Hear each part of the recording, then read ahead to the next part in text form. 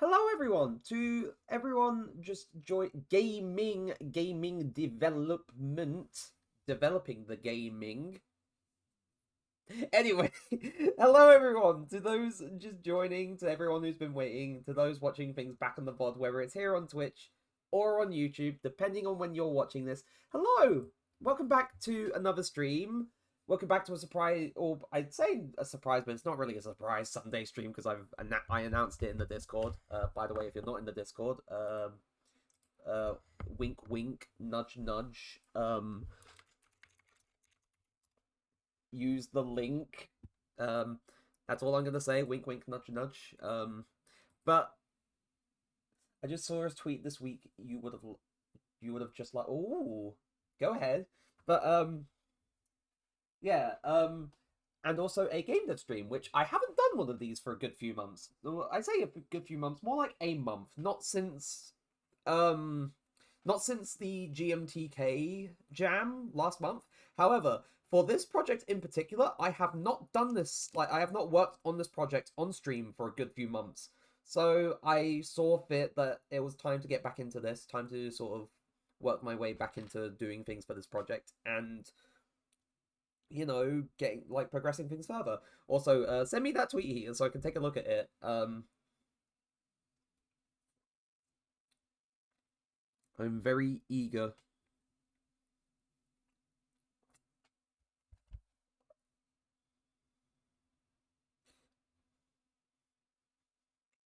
But yeah,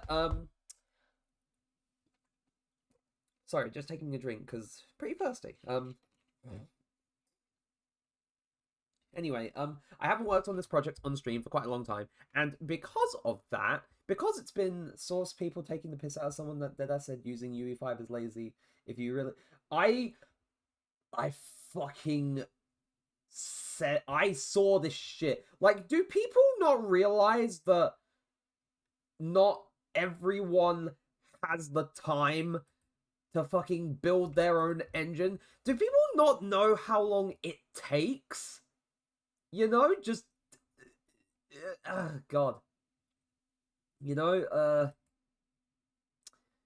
I'm I have opinions on this stance, and you'll very much know what my opinions are, considering the fact that I use Unreal Engine. I once used Unity. Using Photoshop is lazy. Yeah, you make your own fucking software. You make your own art software that handles all the bloody placement of pixels and like all the color values and everything, and developing all the functions to blend colors together or to blur them or to add Gaussian blur or fucking create different types of layers with hard lights, soft lights, fucking multiply, darkens, lightens, and all that jazz. Surely you know how to do that, right? I mean, the sentiment's bloody ridiculous.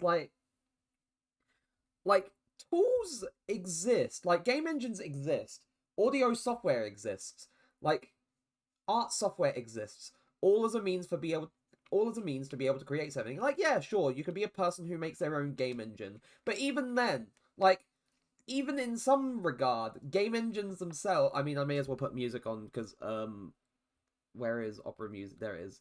We're going back to Xenoblade music for the stream.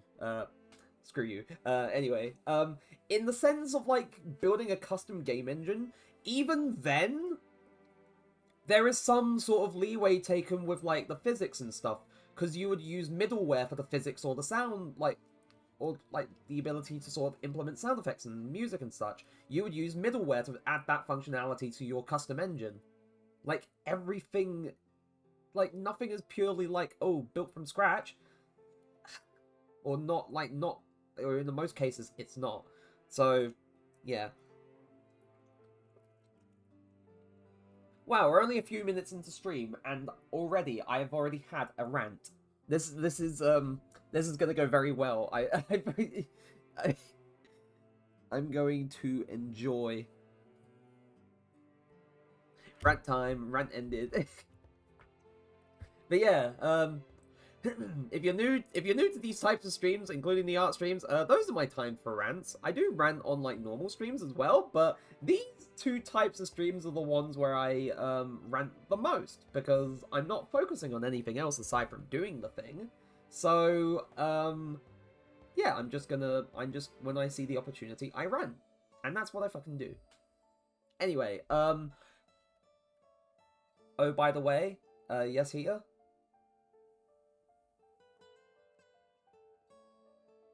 Which game is this? Oh, the game the one I'm working on? This is the platformer that I was working on, like way back when on stream, but I haven't touched it for a few months, until, like, recently, where I was sort of restructuring things again. Because, there's been quite a bit that I've changed, like, as a result of, like, looking into a few things and doing some other bits too. So, because I haven't properly worked on this project on stream for months, I may as well reintroduce... Yeah, the one that had the wall jumping like Mario. The one where I managed to get, like, very directional wall jumping implemented, which I'm pretty fucking happy with. But, because I haven't, worked on this project for months at this point, I may as well, like, kind of go through what I've done so far as a sort of reintroduction. Also, you'll see this here. I will explain what this stuff is in a moment. I don't know if this is still following the player. It might be. You'll see what I mean by that.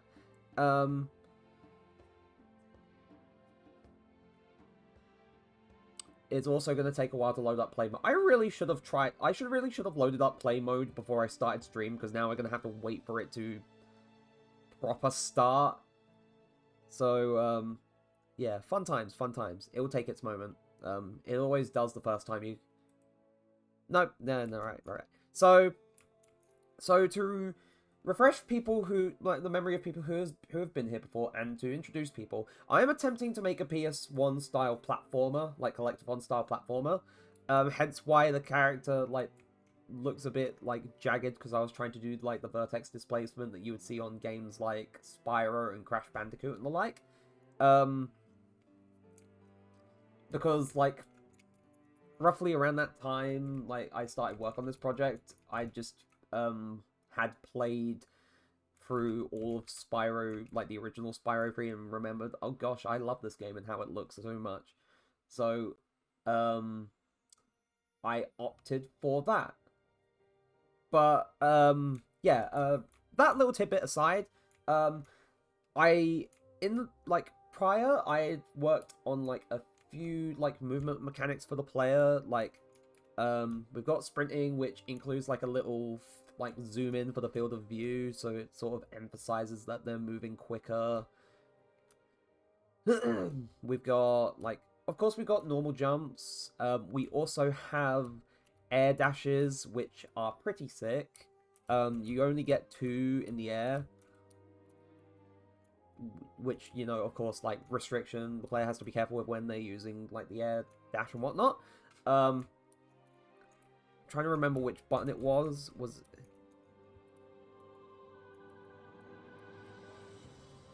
it was something hold on a moment, I'm trying to remember, because I had set things up with, like, how I've restructured things, so I swear I got that all organized. Wait, give me a moment. Player controller.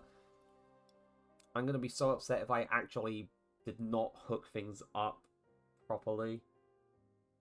Hold on a moment.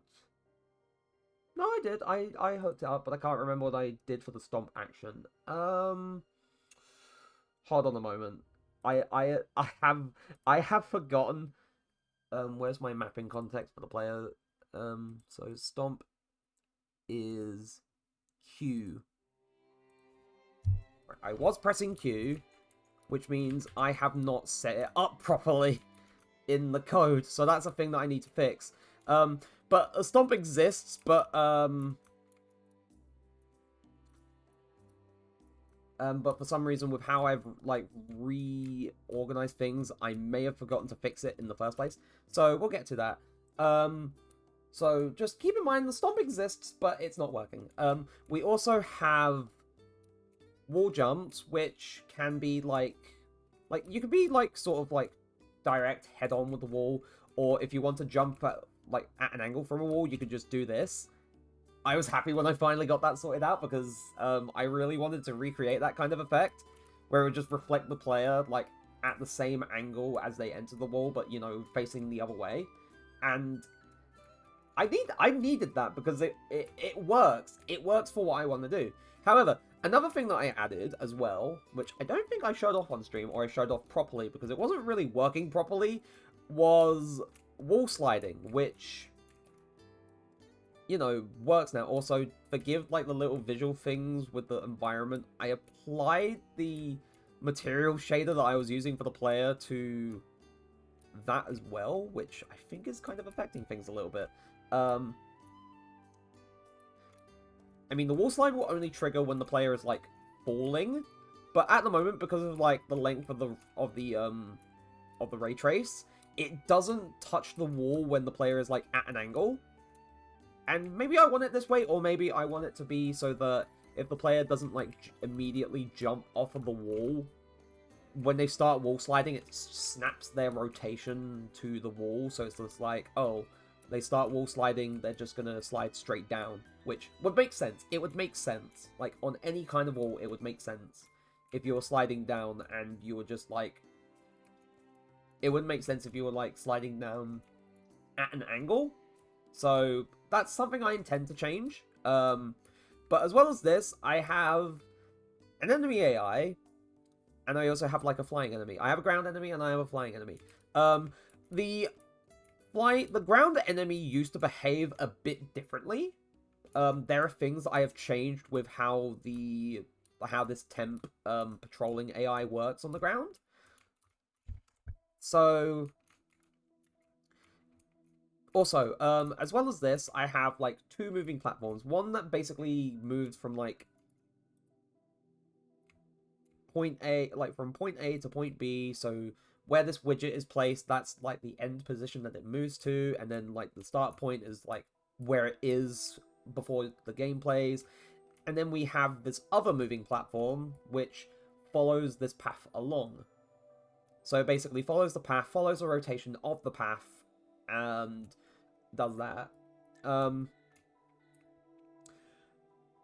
However, how the enemy AI here, the ground AI, used to work is that it used to work on a similar system of, like, similar to this moving platform, where we have 2 points, so patrol point 1, patrol point 2, which are defined, and basically it just says, yeah, if you're not moving to patrol point 1, just go to patrol point 2, like, first, and then once you're done moving to patrol point 2, wait, and then move to patrol point 1, and then have done with it.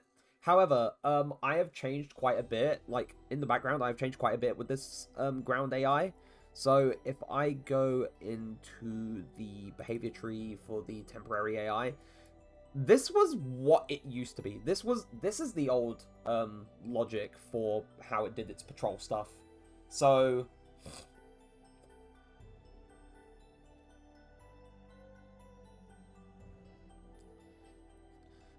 yeah, but this is the logic for how it used to do stuff. So it would move to patrol point 1, it would wait with like roughly between 1.5 and 2.5 seconds, like as a random value, then move to the other patrol point, and then wait there for roughly the same amount of time, and then it would just repeat this, like, this is how the sequence worked. It would go from this to that, to this to that.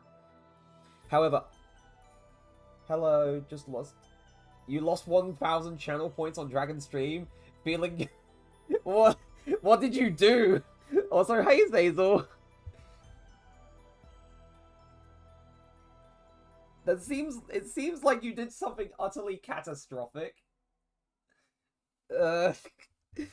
I am very eager to know, but but yeah. Gambling. Oh boy.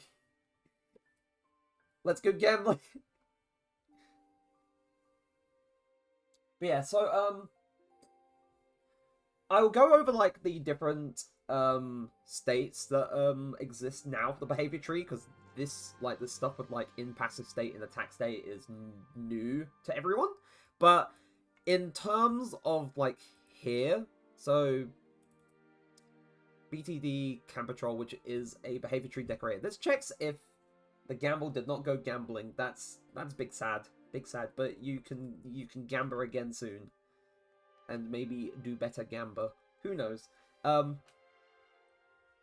This basically takes a new object that I made, which is, I mean, this is like, yes, heater. I have answer if you have question. What is Strive Dual Rule? Oh yeah, Guilty Gear Strive Dual Rulers is the Guilty Gear Strive anime that's coming out, I think, next year. Or the year after. Either one. It is the Guilty Gear Strive anime that is coming out next year. Or the year after. I can't remember, but it's either one. And I'm pretty fucking excited for it.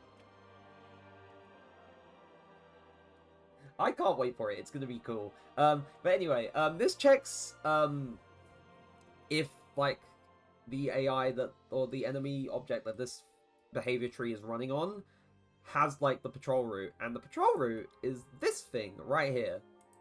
So this patrol route is right. The patrol route is this thing right here, but it's also kind of this thing here, but this is a different one because I made a actual like C++ version of it, but I'll get into that. Basically, I made this version before I actually decided to do it in code rather than Blueprint, because that's how I was trying to learn this bit at the time. So if like this has been selected on an enemy, then it can patrol. It will run this sequence. It will move along the patrol path, and it will basically get that patrol path that is assigned to that enemy.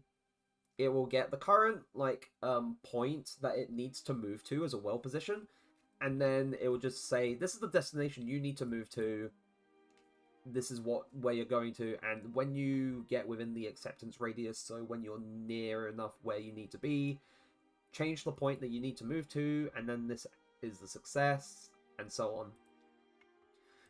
Also, I don't know why it needs to continuously set the move speed, but I guess this is just this just happens anyway. But it will set the move speed for the AI to whatever I set it to here. So here it has walk. I could also have it as jog or sprint, but for patrolling it will just be set to walking. And then once it reaches a point along the spline, it will wait 0.5 seconds, and then it will start moving along again to the next point, and repeat the same thing over and over again. And then once it reaches the end, which is handled here. So this is basically saying, oh, we're increasing the... Okay, kind of a random question, but can you list off any horror games you remember playing, watching on YouTube? I kind of want to check something. I can't remember anything if there was any like horror game I ever watched. I do not remember, and for the most part I didn't watch them. So for the few exceptions, I cannot remember because it's been that long and my brain is like a sieve sometimes. It's got the funny little holes in. Or a colander, either one.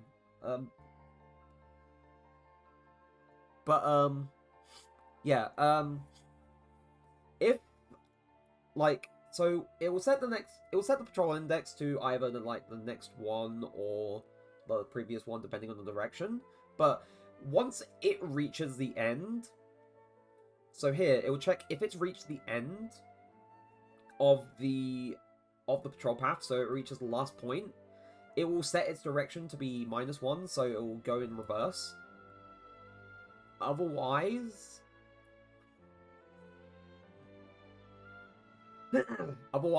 it will check if it's reached like the start of the patrol path, and then if it has, then it will just set its direction to 1 and it will start moving along the other way again. So it will just follow along and do that. I haven't got an actual like attack state like way to switch it to the attack state yet, because I've, like, bearing in mind, when I was testing this stuff out for this AI, I was doing it in blueprints, and I didn't have a proper way to link it from, like, the code to the blueprints.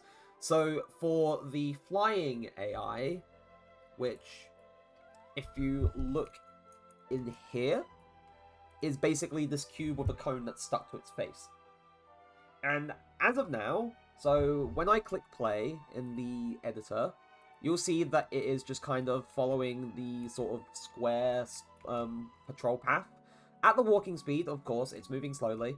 It's following like a similar thing, though I had to, because it's in the air, it can't use like the AI move to kind of stuff in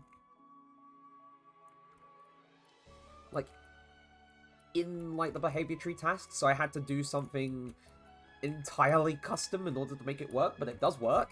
It'll follow along, it'll like move from point to point. However, the thing that I did for the version of the patrol path that it uses, because I made an entirely separate one in like written code to make it work with this, is that I added a toggle to say, oh, when it reaches the end, will it loop? Will it loop along back to the first point that it started at? And if it is set to loop, then it will just loop. So as you see, so like that point is the first one, that's the second one, that's the third one, and then it's reaching the last one. If I actually go back into the like into non-play mode and go here and say and untoggle like will loop, you can see like this happening.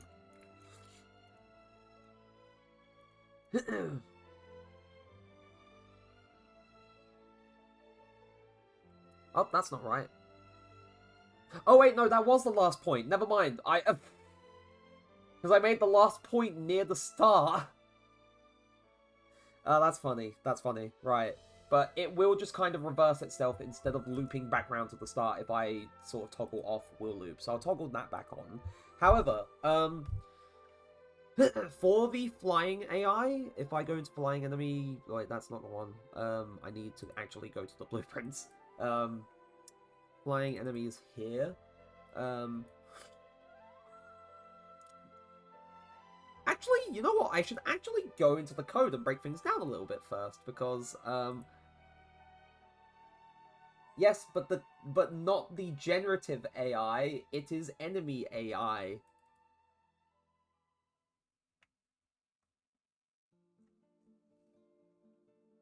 But yeah, I should go into the code and actually explain things, because otherwise I'm just saying this stuff out of thin air. And also I could probably take a look at what the hell I did wrong with the player controller that's not letting me do the stomp action. I might have forgotten to actually trigger the method. Maybe. I don't know. I don't know what happened.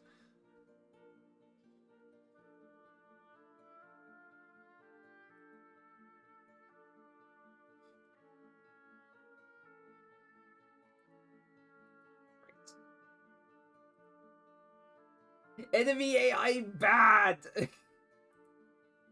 Is this? Yep, this is still set up to be my code window.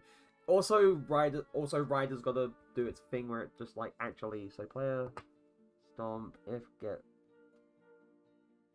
execute player stomp, so get pawn, that would be okay. Right. Now I can actually explain what the hell I changed in the player, because what used to exist. Ugh, I need to decompress. You need to be unfolded, and you need to be allowed to just sit.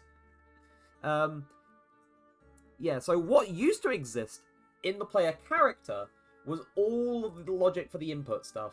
So if you remember, like when I started working on this project, I set up like the players' like default mapping context, all their actions and whatnot. Actually, at some point, I need to get rid of this. Your brain is still fried after... Yeah, that makes sense. That makes sense. Maybe you golf with they friends, but instead of with they friends, it is alone, because I am not there right now. But yeah, what used to be at the bottom of this class here used to be like setting up the player's input component, where it used to say, oh, we're just checking to see if it has an input component, we're checking to see if it's an enhanced one, and if it's an enhanced one, then we just yeah, no, you just do it, just do that. But if it's an enhanced one, then we just bind all of the enhanced input actions and whatnot, and la-di-da-di-da-di-da. That's what used to happen. However, instead now, oh, whoops. One, I have, like, inputs set up in the player controller instead, because in my head, what I realized, the player character itself shouldn't be handling inputs. It should be the player controller. So the player controller handles the inputs now, which in my head makes sense. But at the same time, something that I learned as a little thing was having an interface that essentially communicates between, like, the enemy characters and the behavior trees and whatnot. So, like, bro, I got hit with an ad because I changed from basic view to a mod view. No.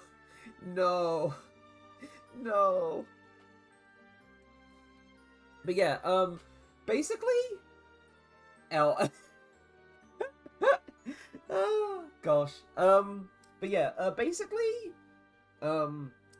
between the player controller and the player character itself, there is now a player interface. I don't have it open at the moment. I'll just get rid of these because I don't need these open at the moment. Where is the... It's in player... Yeah, player interface. I only need the header file open for the player interface because you only do things in the header file for interfaces anyway. That's just how they work.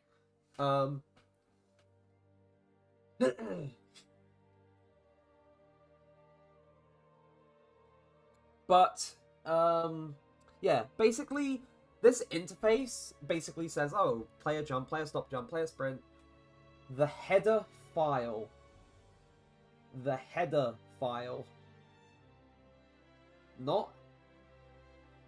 file. The header file.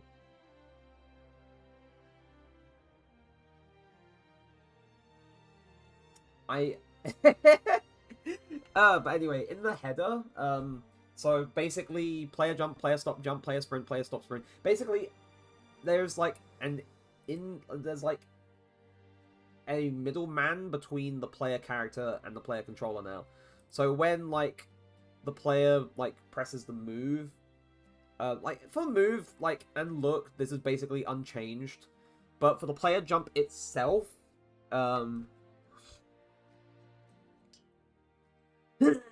like this will check, oh, does it implement the interface? Also check if like player move disabled, because that was just the normal thing anyway. But if these are both like fulfilled, if it gets past both of these return statements, then we just execute the jump. Same with the stop player jump, same with the sprint and stop sprint. And the stomp, though I'm looking to see what happened with the stomp at the moment, because that's not working for some reason. So, let me think. It would be a good idea to say players. Oh, I did not implement the method for this. Never mind. So that's one thing I get to fix right now.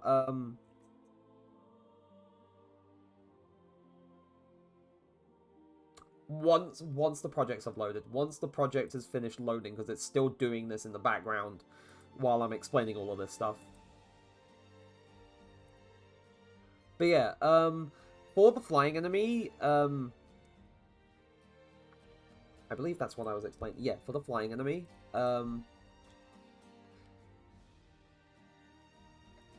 within the code itself, wherever. Though to be fair, where is... I'm trying to remember what I've done, even though I've done it fairly recent. Right. So patrol path is defined there, of course. In the like general enemy like class, we have like setting their states like as different methods. So setting the state as passive, so it sets it to the passive state. Setting the state as attack, it will set it to the attack state along with an attack target. And then in the actual enemy C++ file, I should move this back up here, just so it's with its pair. Don't worry why I have these here, for a little while it wasn't properly working for some reason, and then I eventually sorted it out. But what happens with this is basically if the enemy controller exists, it will take the blackboard that's attached to the behavior tree that it's currently running, and it will set the current state to be the attack state. So it'll say, hey, we're switching to the attack state now, do this. And then at the same time, hey, we've got this player target that we want to lock onto now, so follow this. And it will set the attack target in the behavior tree blackboard to like the player that's passed in. In the flying enemy, I have it basically set to this, and all of these like different states. So if I go back into the code again, where is the enemy AI states.h? So we have an enum that's all set up. It's basically all of these different like states that it can be in. So it can be passive, it can be attacking, it can be frozen/stunned, it can be investigating a different spot, or it could be dead, or it could be default max. Though to be fair, that's kind of a sort of like enum like definition convention more than anything. It's just kind of a default sort of like option that's there.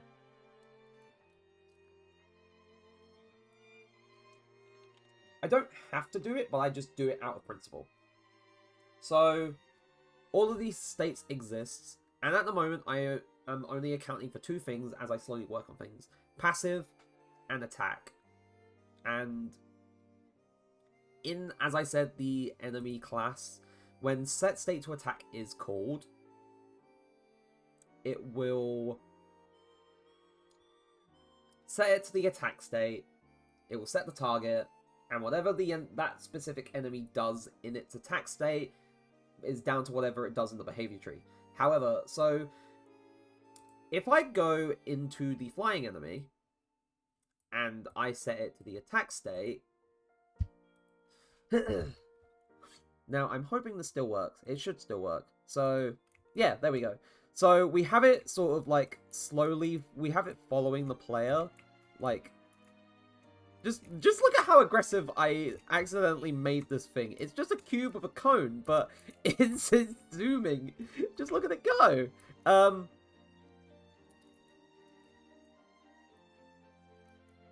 yeah, no. At the moment, it doesn't do anything when it gets close to the player. All it does is follow it.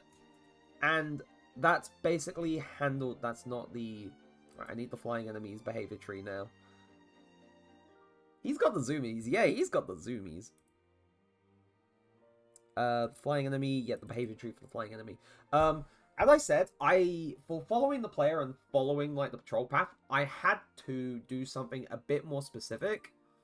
So, of course, I made a separate version of the decorator that gets, like, the patrol route with, like, the C++ version of the interface. Because I couldn't use, like, the normal Blueprint version, because that only existed in Blueprints. So I had to write one in the code for that to work. At the same time, for, like, following the player, I had to do all of this, which is... I don't think it would be fun for too many people if I tried to explain all of this. But basically, if there is a player target, then get the enemy's location, get the target's location, and then work out the direction between the... or from the enemy's location to the player's location, then times that by whatever move speed it currently has, so you have, like, the velocity you're setting it to. And then, at the same time, I didn't want it to just immediately, like, snap onto the player. So I have it slowly, like, interpolating the velocity from, like, what it currently is in whatever direction it's moving currently to the new one. So it just does that every frame that it's moving, which actually isn't too, like, difficult. But at the same time, I have the same thing happening with its rotation, so that it isn't immediately snapping its rotation to look at the player. It just sort of slowly adjusts, but at a slower speed compared to the, like, adjustment for the, or at a slower rate compared to the adjustment for the velocity itself. And it will set its rotation, and then it does that. And that basically allows it to follow the player, because the flying enemy isn't directly on the ground and isn't affected by gravity or anything like that, it is just unable to use the AI move to node. I don't know why, it's just how Unreal works. It's a bit finicky, it's a bit frustrating at times, but you know, that's just how it do be, that's how it works. So yeah, I want to do that for, like, the, like, just a general, like, ground enemy as well, because I have, like, the patroller, like this patroller, but at the same time, its code is a bit too specific, and I want to make ground enemy as a sort of generalized class. I think I did that. I can't remember. Let's take a look-see. I might have already, yeah, I did ground enemy. I defined a ground enemy, which, you know, pretty neat stuff. I can't remember if I actually defined any differences between the aerial and the ground enemy. Hold on. Aside from maybe... Oh yeah, aside from the flying component. Aside from the flying component, I think. Yeah, the flying component. And then the flying component is just basically... Hey, if you attach me to an enemy, then I'm going to set the gravity scale to 0. I also tried doing, like, setting its character movement to, like, mode for its character movement to flying, but that didn't work. That just stopped things from working properly, so I just just keep it as, like, grounded, even though it's not grounded. It's weird. It's weird. I don't know why things work the way they do sometimes, like, and they don't work the way they do sometimes, but that's just how it happens. So, like, the flying enemy has, like ground component and whatnot. Grounded enemy, like, at the moment, doesn't have anything too specific going on with it. So, at the same time, I feel like I could actually just, like, go into the editor, make a blueprint-specific version of, like, the ground enemy, like, just to use as, like, a test, and then basically redo what I've done with the, like, the temp patrolling enemy, but as a more sort of permanent test kind of thing. So, I think that's what part of the stream will be. A little part of it will also be fixing whatever mistake I made with implementing the stomp, because I was so eager to... I don't know why I was so eager to show off the stomp. I'm guessing it's because, like, hey, this is like a little main movement mechanic.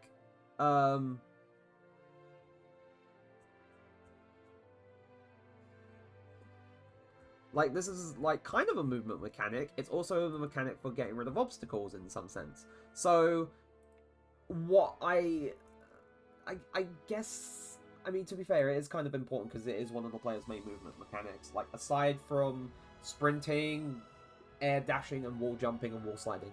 Like, this is also pretty important for stuff. So, I will probably do that thing to get it working. So I'll close the editor for the time being. And of course, save stuff. I mean, I'm already in Rider on the stream anyway. But, yeah,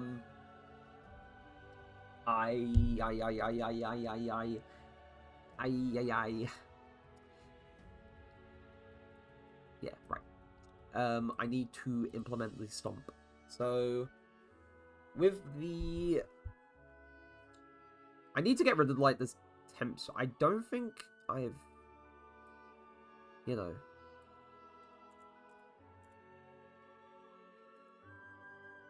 I don't think there was ever an instance of that being used. Yeah, no, it wasn't, because it was a blueprint implementable. It was completely different. Anyway,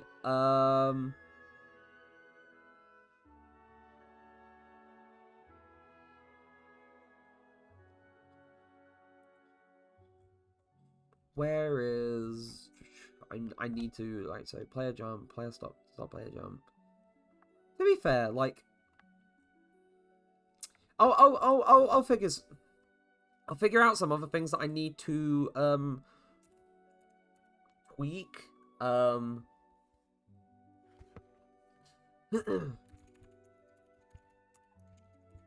player stomp implementation. So, I did not properly implement this method. So, that's the reason why the stomp wasn't working. So, if I look for where the player stomp normally is... Where are you?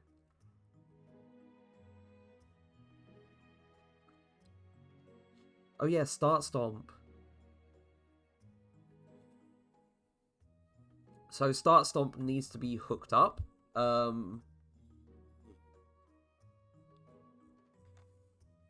the same time... Right, so start stomp. Start stomp is the thing that needs to be triggered. Right. That was like the main change that I needed to make. That was literally like this minor change. But,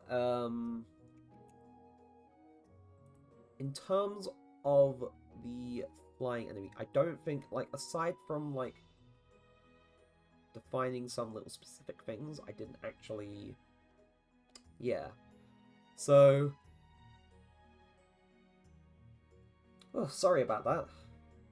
I'm a little bit tired because, like, Sunday is work day, and, for some reason,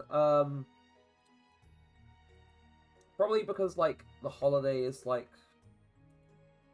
No, not the holiday. Probably because, like, we're getting all of our Christmas stuff in. Oh. Hello, hello, hello, hello. What I am trying to make is a PS1 style, collectathon platformer. At the moment, I'm trying to make some small adjustments because there are things that I forgot when I am making the video gaze. Yes. But, there are some small changes I'm making because, there are things I forgot when I was, like, restructuring things, which is kind of silly. But happens. It happens. So, yeah, now I'm remembering. The ground, with the aerial enemy, yeah, aside from the flying component, I didn't actually do anything too specific there. The ground enemy just kind of exists, but they exist to be fair, these classes themselves mostly exist as a template, and if there's anything specific I need to do, then I could probably do it, like, in the blueprints. So, let me think. I need to give my brain a moment to think.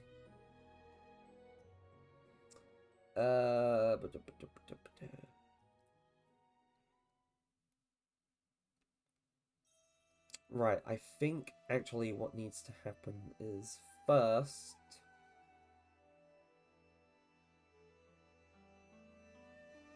Hold on.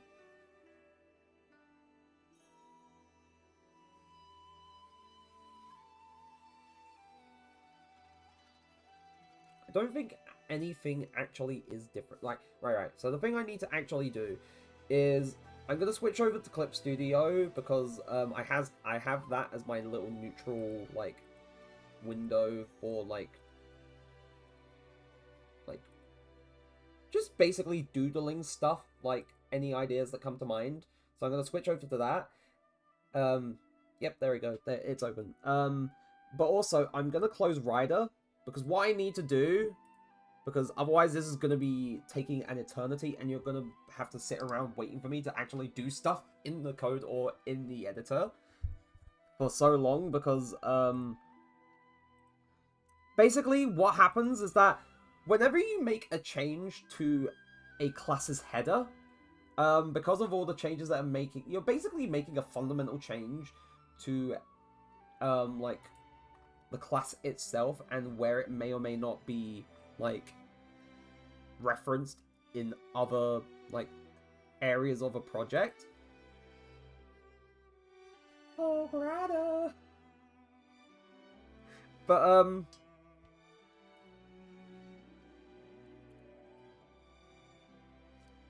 because of that, you're essentially forcing it to sort of, like, recompile with so many of these changes, and because of that, it takes a long time. However, if you just choose to, like, there's a specific thing that you would normally do where you just sort of force it to rebuild with, like, all of these files, but very quickly. Basically requires deleting a few of the project folders, like a few specific project folders, then getting it to regenerate those files, and then opening the project, like, once it's done that. I've done it way too many times to count, like, either working on this or working on other projects. So, whew. Again, tired. But I'm very much used to it now. So there, it's finished generating the project files. You won't see that, but it's finished generating the project files. And also, this is just kind of here to actually just sort of keep something on stream rather than, you know... Oh, the reference photo. Oh, the radiator that I was using as a reference photo for one of... Hold on. For my, funny shitpost, drawing idea that, I drew.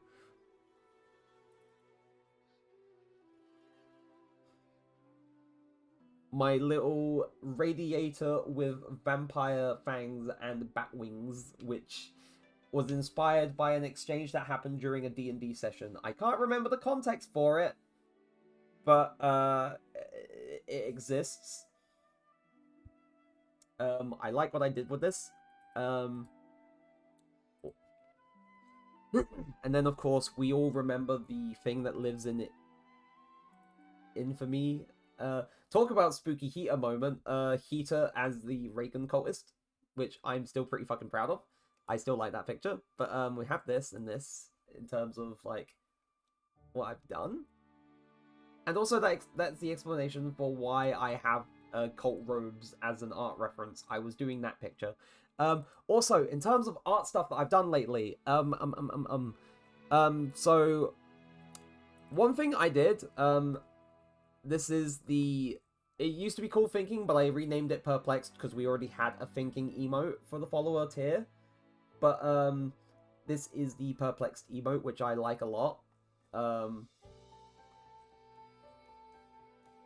I'm really happy with how that turned out. Also, I've been getting pretty good at, like, making sure, like, the face is actually visible in an emote now. Yeah! To be fair, like, if I'd gone with a different direction, it could have just been a facepalm, but I like this a lot better. And aside from that, like, some people here will have already seen, like, this piece that I've done. But this one, which I'm so fucking proud of, like, with the lighting and the shading and everything, thanks to Heater and Luna for giving me pointers and stuff, because I was kind of fumbling a little bit, trying to figure out what would and what wouldn't work.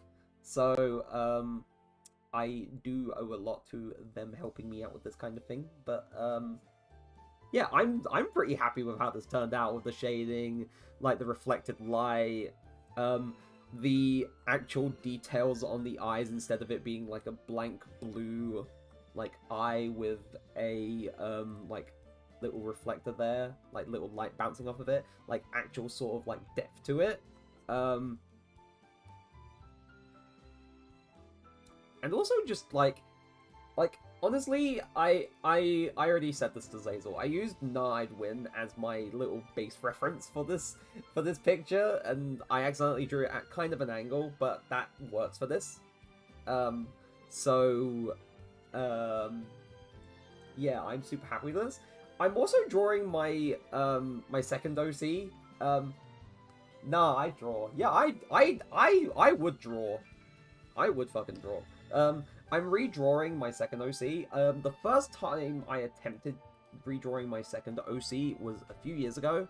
If I put back on like all the line art and the color and stuff, this was where I got to with him 3 years ago. Like, this was the shit I was working on 3 years ago. Like, it was good, but at the same time, there were things that were a little bit off. I also did the thing that I was guilty of for a long time, where I just try and do, like, the individual strands shaded, which, kind of sucks. It doesn't look good, but the shading as a whole, I made it look really fucking good. Like, along the hair. I chose a good color for the hair. Though the beard could use work. So basically, while I'm waiting for the project to open up, I'm also kind of redrawing this, but with a different sort of, like, angle for it. Also, bigger Dragoneer, because, this one is a little small. This one's a bit more like it. So, yeah, no, I've been having a little bit of a creative buzz with doing stuff lately. And, you know, trying to come up with ideas for things and whatnot. Speaking of with ideas for things, that video idea that I mentioned that I was going to be working on, I will be getting that done probably, hopefully, during the week, maybe? I need to plan out some time where I'll just, like, be in the house alone to do that kind of thing, because I don't want to do it when, like, my brother's home and whatnot, because, but to be fair, it's not that bad, but like, it's more of a case of I'd rather be alone in the house and get the recording done and not, like, potentially have people knocking on the door and asking, hey, la-di-da-di-da-di-da. It's just kind of more so being able to get on with it undisturbed, if that makes sense. But I'm looking forward to going into that, because it's going to be an interesting experience. Good, God help me. God fucking help me when I get to it. It's going to be fun, but it's also going to be painful. Also, the project is back open now, so that was, like, me just showing off the little bits of art stuff that I've been doing in the background, which I'm happy with. Now that, like, those changes have been made, first things first, I'm going to go into the editor preferences, because I know it's definitely reset something. So, hot, reload, nah, live, yep, there we go. I bloody hate that even though I say set as default, and I say to update the default, yeah, I know, I'm casually promoting, like, some of the little art bits that I do, you know? You know, like, more people get to see it. I'm proud of my work, but I don't show it off too often, and I really feel like I should show it off a little bit more, because, you know, get more people looking at it and giving feedback and all that jazz, because it does help. Also, the content browser is not docked into the bloody editor layout. I hate that. It always does that when I reset things that way. So, now that those changes have been made, I'm hoping... Right. And also because the editor's been reopened, it will just take a while to go into play mode. Yeah, this is the thing. It's just unreal. To be fair, it may also just be the fact that this project is on a HDD and not an SSD, and the fact that my computer's parts are like 4 years old at this point, and I need new ones. I also still had the enemy in attack, so it just zooms over like. But yeah, I'll just disconnect that so I don't have the enemy hounding me while I'm doing this stuff. So, reintroduction to stuff. Player. Sprint with zoom so you can see the emphasis on speed. Jumping. Air dashing. Directional wall jumps. And wall slides. Moving platforms and the like. And hopefully... Yep, there we go. The stomp works. And, like, with most of, like... the jumping, the landing, not the air dashes or the sprints, but also the stomping as well. So, like, this box is a box that can be destroyed by stomping. So, it can be moved or pushed about, yada yada yada. But if I... Oh yeah, I also recently, because originally there was like a lack of air control with the player, so you could barely move, like reposition yourself in the air, which isn't like what you would expect from a platformer. Normally you'd expect yourself to be able to sort of semi-smoothly readjust where you're landing, you know, just so it feels better to control. But yeah, aside from that, this box can be destroyed by stomping, and if I stomp, so if I stomp outside of it, so there is a very heavy, like, squash and stretch thing here, which I like. I like how it just sort of squashes and stretches, like, when you land on the ground. Oh yeah, also, I forget to mention, Coyote Time. Coyote Time is also a thing that I managed to get working for this project. Which basically, if you don't know what Coyote Time is, like, it's named after, like, the kind of shit that Wile E. Coyote would pull in the Roadrunner cartoons, where, like, he, like, runs off a cliff and he's just kind of hanging there for, like, a few seconds and then falls. Basically, what Coyote Time is, in a game dev sense, is basically, when you leave a ledge, there is basically a split window where if you jump just after leaving a ledge, you will still do a proper jump. But I feel like the window is a bit too long. Yeah. But,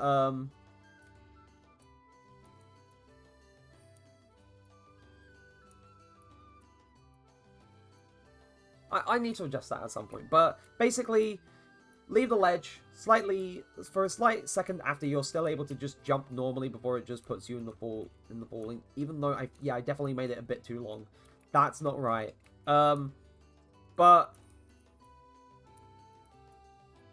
Anyway, I keep getting distracted for the stomp. So the stomp, the squash and stretch, which I really enjoy. You can also destroy this box. Watch. Even though, like, because it's, like, calling the destroy function, it caused the frames to dip a little bit. So hold on, let me try that again, like, run play mode again. There we go, that's better. That just did it a bit smoother. I think it was because it was the first time doing that, maybe. I'm not sure. But, yeah, the stomp is now working again, which is good. Anyway, now onto the main part of stream, which I feel like it definitely will be the main part of stream, because I have said this will be my main focus. Also, apologies if I'm talking too much. Sorry, but I'm also not sorry. You come here for the funny game dev rants and all that jazz, so you're going to get me waffling on.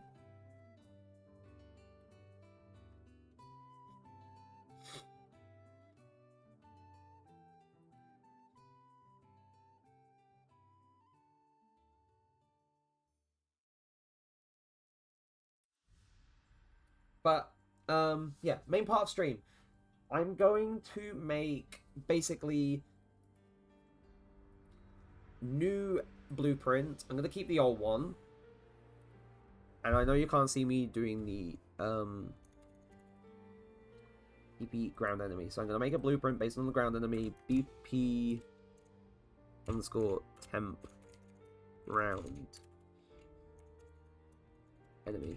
And I'm essentially doing what I already did with this one. So, for all intents and purposes, I'm going to use the old one as a reference point for some of the things that I did.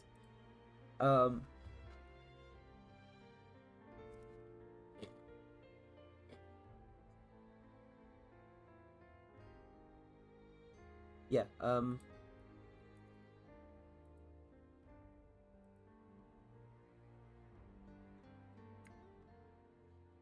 where is, Quinn? Yep, there we go. And it has the vertex displacement as well, which is neat. I love it so much.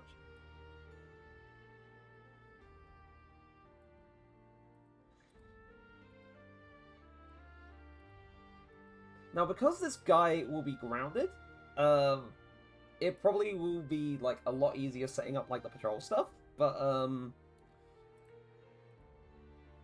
I also can't remember how wide I made its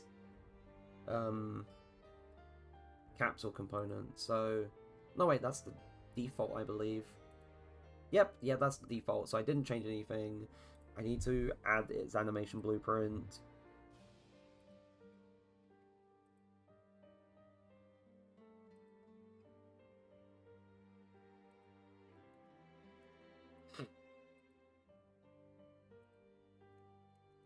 To be fair, they both use like a similar bone, like skeletal structure, so it actually works for both.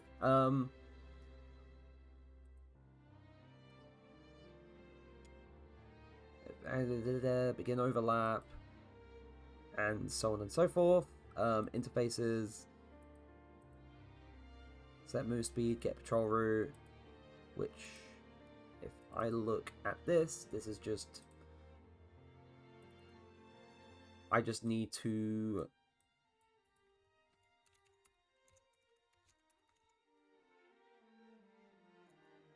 Right, so get enemy patrol path, which is what this is.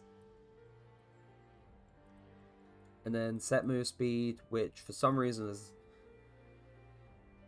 I kind of did this wrong when I was implementing stuff. It didn't end up as an actual function, but it's just an event. But oh well. Oh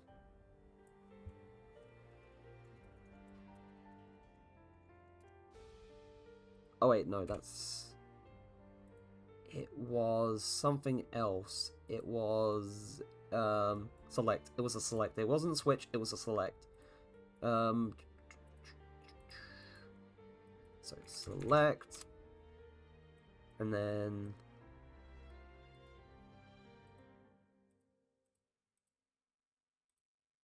get character movement,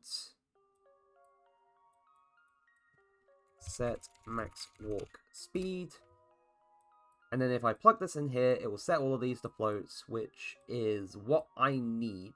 So idle is of course 0, walk is 150, then jog is 300, and then sprint is 600.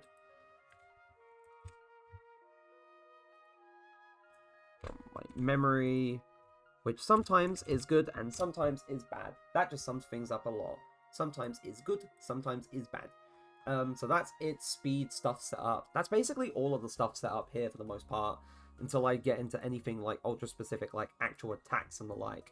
Though, haven't gone that far yet. So we're just doing the standard stuff right now. So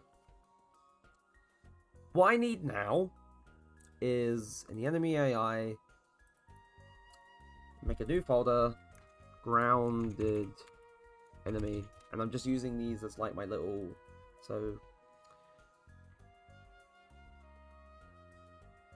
artificial intelligence, blackboard, bb underscore grounded enemy, and then make a behavior tree, bt underscore grounded enemy.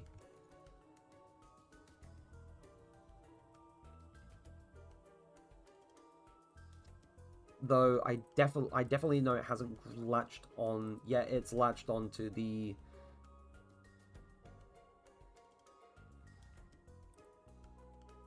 behavior tree. There we go.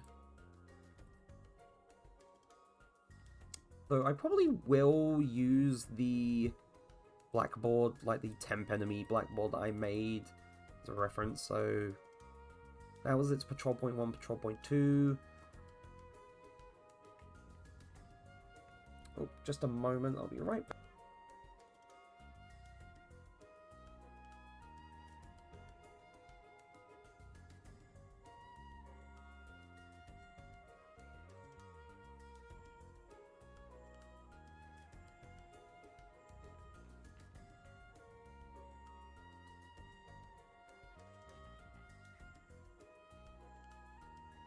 Right, sorry about that. That was exactly what I was talking about. Anyway, so we need a object called attack target. I need a enum called current state.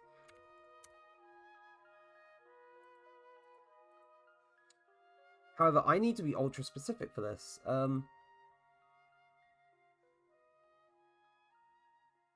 wait, no, that's not it. Oh, I need to look at the flying enemy blackboard for this. So, in current state, I have it set to, yeah. In order to actually be able to set a enum to a C++ defined one in a blackboard for a behavior tree, you have to type in its name specifically. So, enemy AI state, and if it's valid, it will then set it, and then I'm able to set it to the values that I defined within the code, which is good.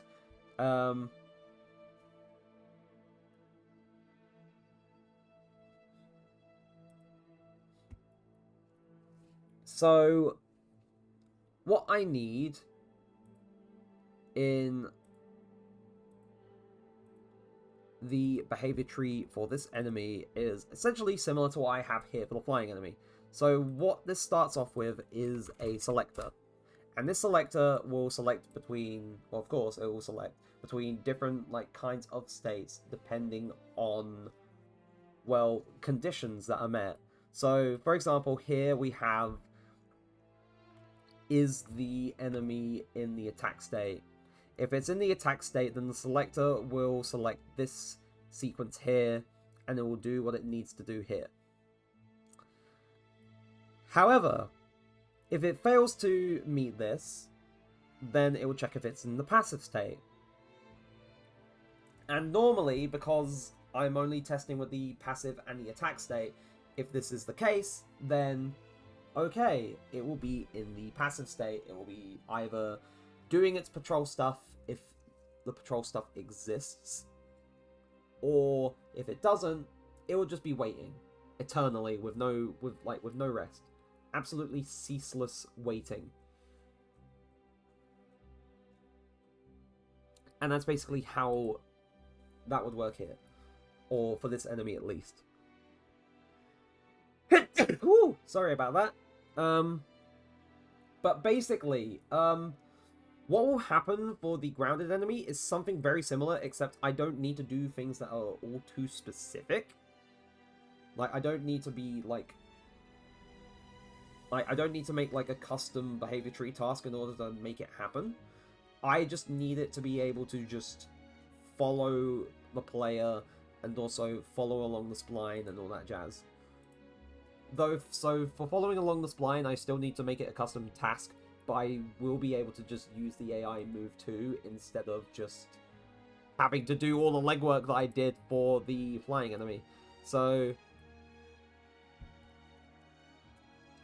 sequence, and then add the decorator.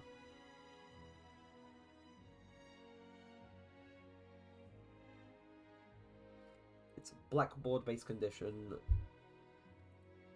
So we call this intent flying enemy. Did I say it's on result change, and observer abort self? Yeah. Self. Right. So if the current state is equal to the attack, then we want it to do its attack stuff here. We want it to follow the player.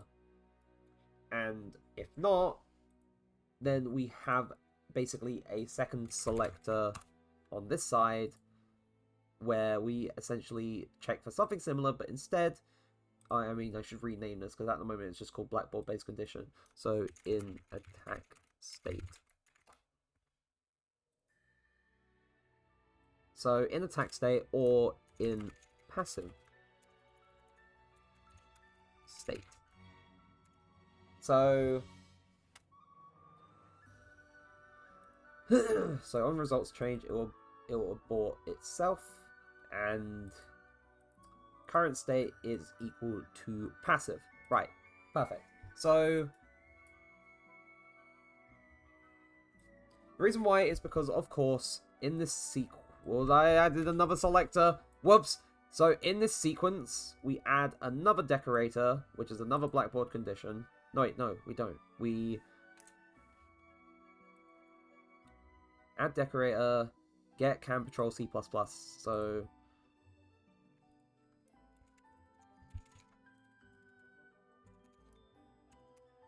So if it can patrol, then it will execute the patrol sequence. Otherwise, we'll just have it wait for 1 second at a time for eternity, basically. We have condemned it to a life of just sitting around waiting for things that will never happen.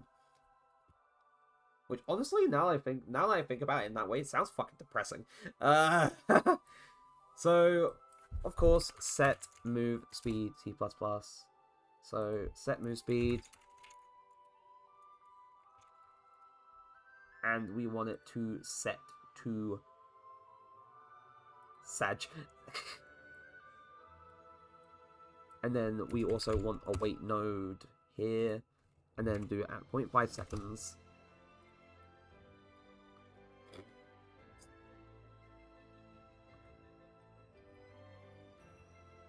And then in grounded enemy, I want to make... No, wait, no. I want to make the task in the behavior tree tasks folder I made. So in tasks, I want this to be btt underscore grounded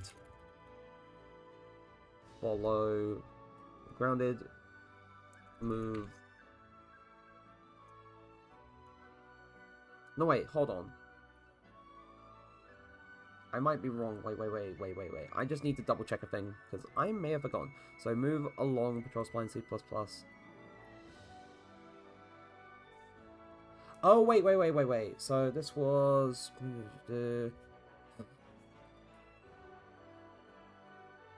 Oh, wait, no. I already made... Right, so I don't need to actually, so... Move along patrol spline C++. So...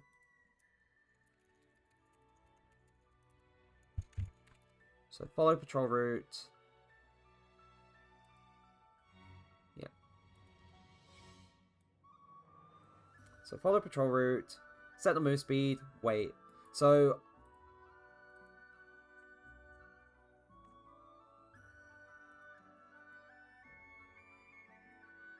So for the time being... Now it's Ryan time! Dragon. Hello! I don't know if that alert came up. I'm not too sure, but hello. Yippee! Hello! I hope stream went well. Also loud. I'm guessing the alert actually did play on because it Ryan jump scare.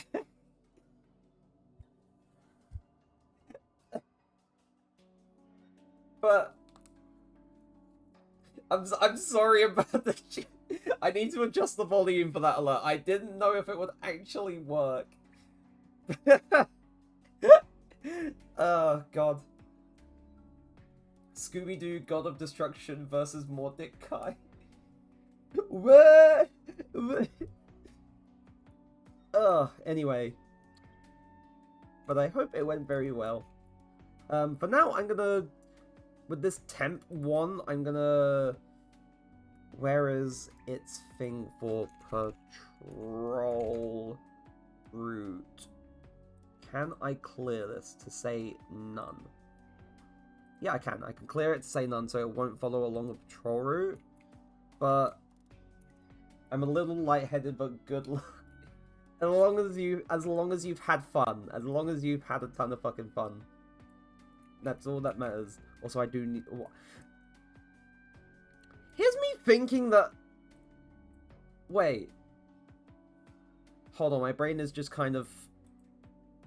Hold on. Where is the version of this that I made? Oh wait, hold on. In edit BP underscore AI patrol route.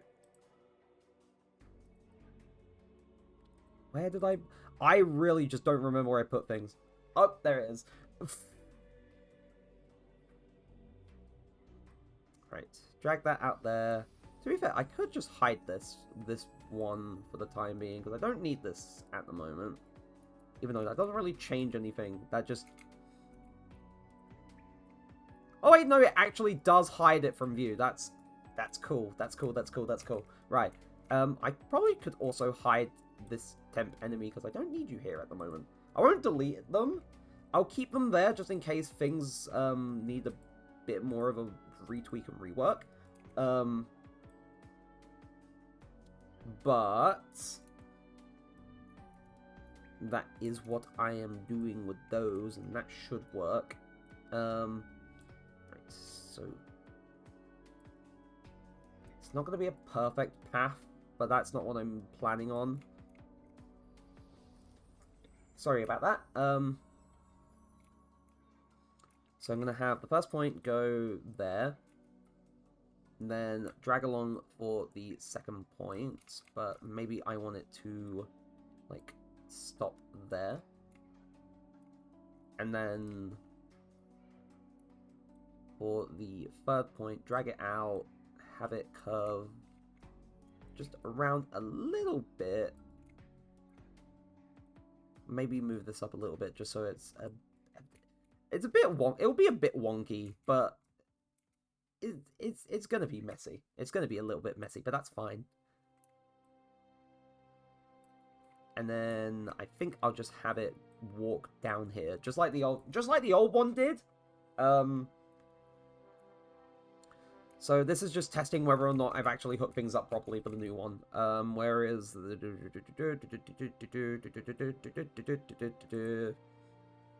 I play Doom. Tom plays Doom. In the catalog of everything that can play Doom, I am also one of those things. Right. Let's see. So for the enemy, where is... Yeah, behavior tree needs to be BT grounded enemy, and then patrol path needs to be... I'm making this more difficult for myself.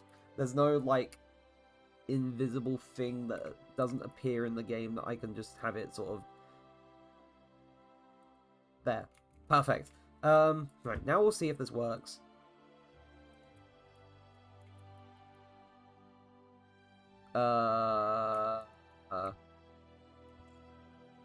Hold on. So that's concern. Hold on. So this is the grounded enemy. Which one? Oh, that's the temp one. I thought I hit you. I hit you. Leave. Anyway, this is not working. Hold on. Yeah, current state is set to passive. That's concerning. It's still... Why is it not... It's not hidden. It's not hidden in game. Right, so where is temp enemy... I'll just get rid of it. Just so it's not there. And I can always re-edit, but... Some reason... Oh, wait. I know why. I know what the problem is. If I go into here...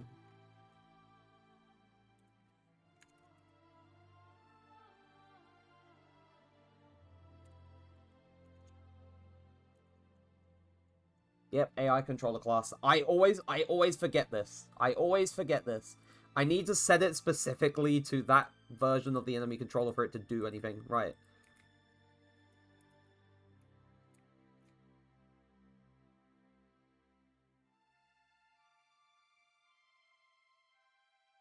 Okay, that's weird.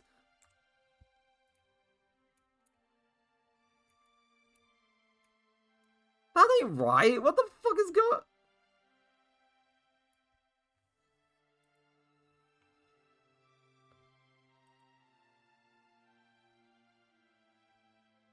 It's trying to move along, but it keeps... Right, that's weird. That's very weird.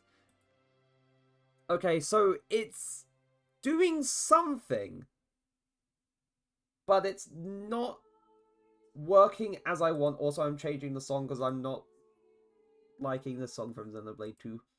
We're going to Danag Desert. We're getting into the desert with this one, people. I've never seen it behave like that before. That's weird. So, it's valid, gets blind point as well position, acceptance, radiant. Oh! Whoops. So, there is a slight problem that I, forgot about. In the original version of this behavior tree task, the blueprint version, or the one that uses the blueprint, patrol path, it would increment the patrol index on success or on fail. However, I had that being updated every frame that this was running. So because of that, it would repeatedly switch like its focus from one patrol point to the next, to the next, to the next, and so on. Like, it would just repeatedly do that. So he was having a bit of a problem where he just kept getting, like, lost and confused on where he was going next. I was wondering if it was, like, a major error I'd made, but no.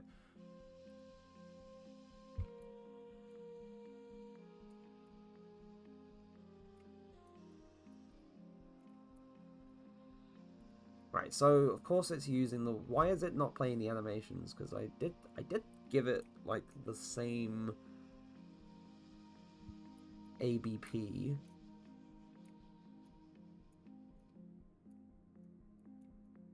A bit weird, but okay. But at the very least, this is working. It's working with this version of the enemy. Good. Right. So temp ground enemy. I'm going to look at your mesh because for some reason you're not... So temp enemy patroller. Yeah, they use the same.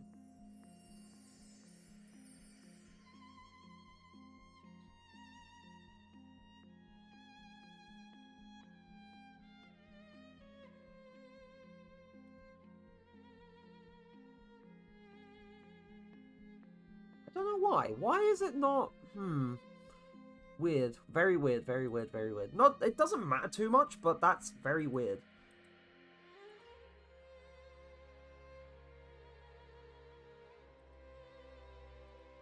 What if I just use ABP Quinn? See if that works.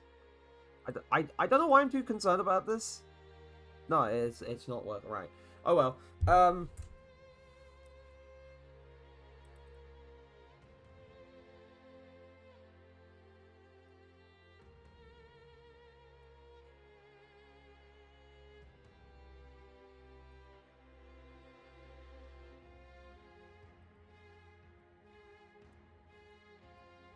Anyway, that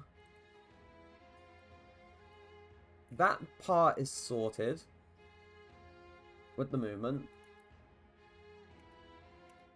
So that works. However, the thing I have not done is, of course, like setting up, like, it's basically like same. Hold on.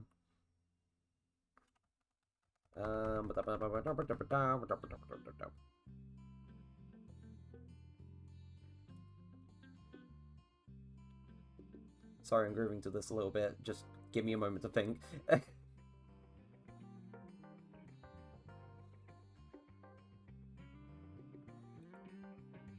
what song was this one? Oh, this is Xenoblade Chronicles X. This is the one Xenoblade game that I have not played. Big sad.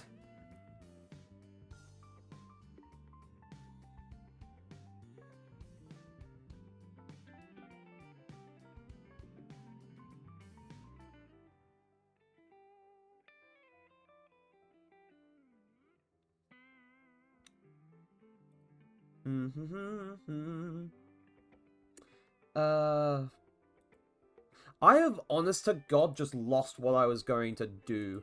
I think I was going to look at the original, like, yeah, this one. So it doesn't need to do anything specific. It just... Yeah, right. Set move speed, yeah, and then move to the player target.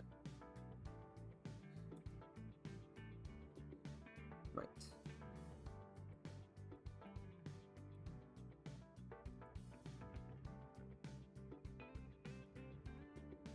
Right, so set move speed C++, and set that to sprint. And then move to... Alright, I'm feeling pretty tired, so I'll dip now. Good luck with the rest of streams left developing the game. Thank you so much, Zazel, and I hope you have a good night. Thank you for stopping by. I really appreciate it.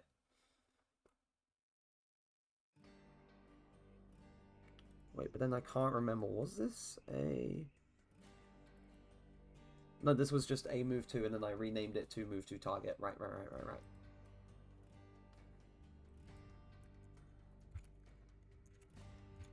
So just for consistency's sake,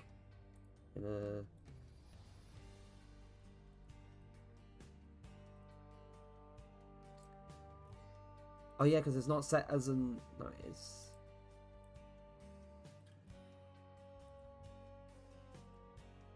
object, but it needs to be set as an actor. Yeah, there we go. And now that that's been set, I can set it as, yep, attack target.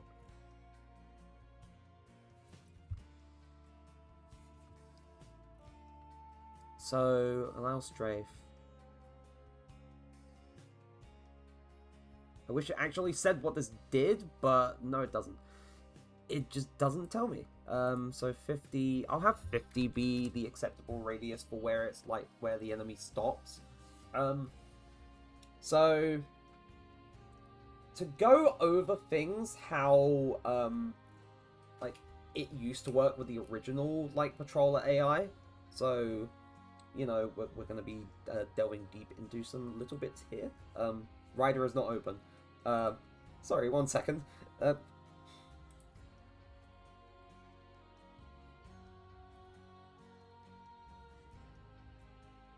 Where is the temp enemy? Yeah, there we go.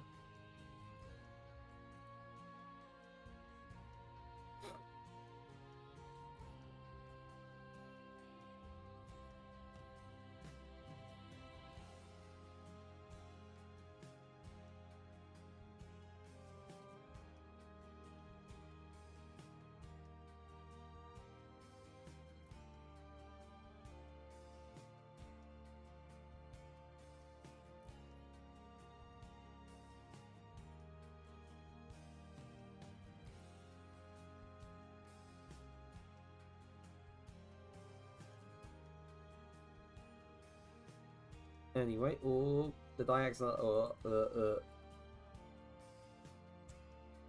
Sometimes I do just be accidentally opening other programs in the background. Like Microsoft Edge, I don't want to do that.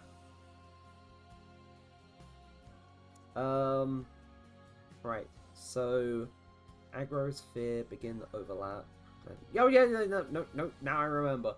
So how I used to do, like, detecting the player with the patrolling AI was I had a sphere, basically a sphere collision that would that would just act as an overlap, and on overlap it would check if the thing that it overlapped was the player. If it overlapped the player, oh, switch to Yggdrasil. Anyway, if it saw the player, it would set the boolean they can see the player to true, and they would also set, or it would also set the player target object blackboard key to true. So it would happen when you went into that sphere, and when you went outside of it, then you would set like both of these to false. That's what would happen. However, what I'm wanting to try and do is, instead of using like an overlap sphere is good and simple enough. It's good if you're wanting to make it simple. But I want the AI to be... Whew, sorry again. I want the AI to be a little bit smarter than that. So instead of it happening like, when you overlap like a sphere, I want it to happen using what is basically AI perception. AI perception in Unreal Engine is basically you're giving the enemy character vision and ears. You're basically giving them the ability to quote-unquote see and quote-unquote like hear like noise events and whatnot. I'm trying to remember some of the specifics for a lot of this, because in terms of messing with this kind of stuff, if I go back into the editor, because I'm done looking at the code for the time being, I haven't messed with like the whole AI perception side of things since I was in university, and that was like a good few years now. So yeah, I haven't actually messed with that kind of stuff for a long time. It's kind of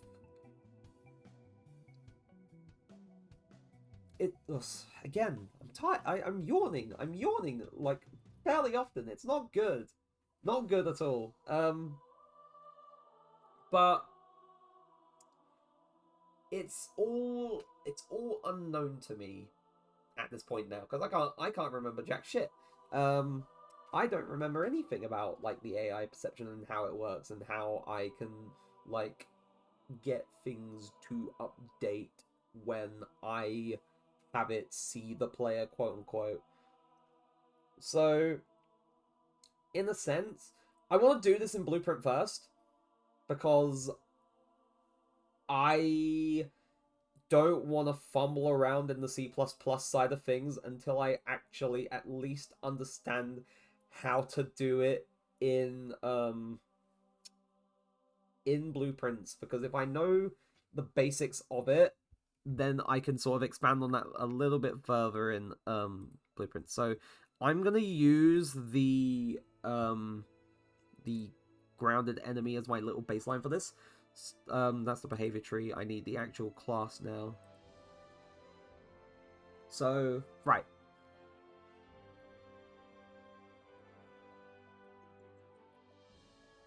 Temp ground enemy. Enemy AI. Blueprints. Enemies. AI controllers. The enemy controller. Path following component. Right. So I think. Right. So I'm gonna go out on a limb. I'm going to assume. And, you know, assuming is such a strong thing you can do sometimes. Sometimes not in a good way. But I'm going to assume that I definitely need the AI perception component on AI perception.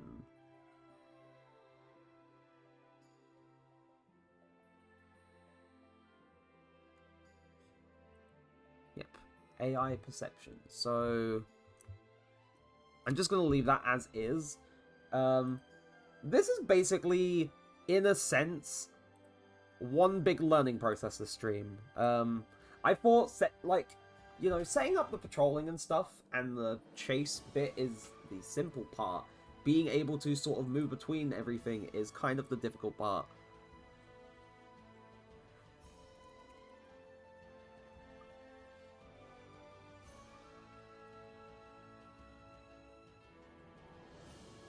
Yeah, currently get perceived hostile actors, set AI perception.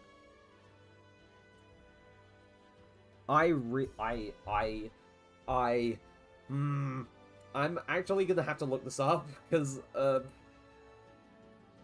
I can't remember! I can't remember any of it! It's been that long and I can't remember any of it! Oh, that's fun, that's fun, that's fun. Oh, God. Sorry, chat,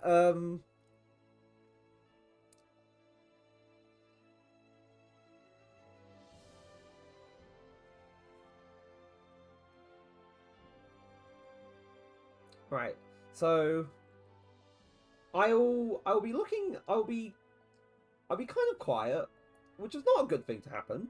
But I'll be checking a video on how to use the AI you know, to actually understand how things work. So AI perception. Alright, so in the thing, I need to configure the sensors. So sight, AI sight no, that's prediction sense sight. So sight radius. If I look at debug color, so max age. So basically, I don't know if I can see this in the editor. I can't.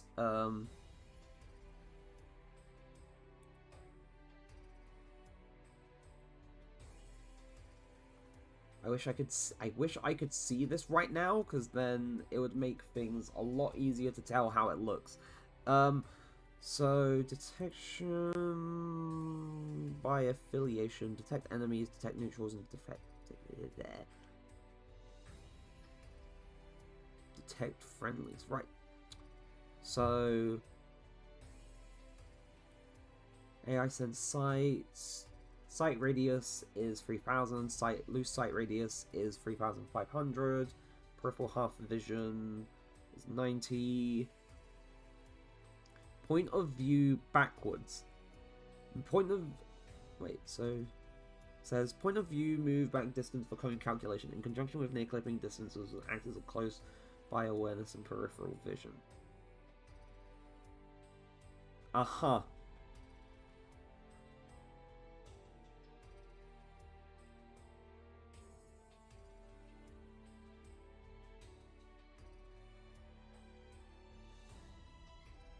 On target perception up. Right.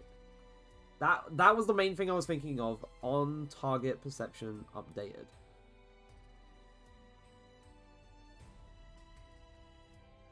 So break AI stimulus. Or is this wrong?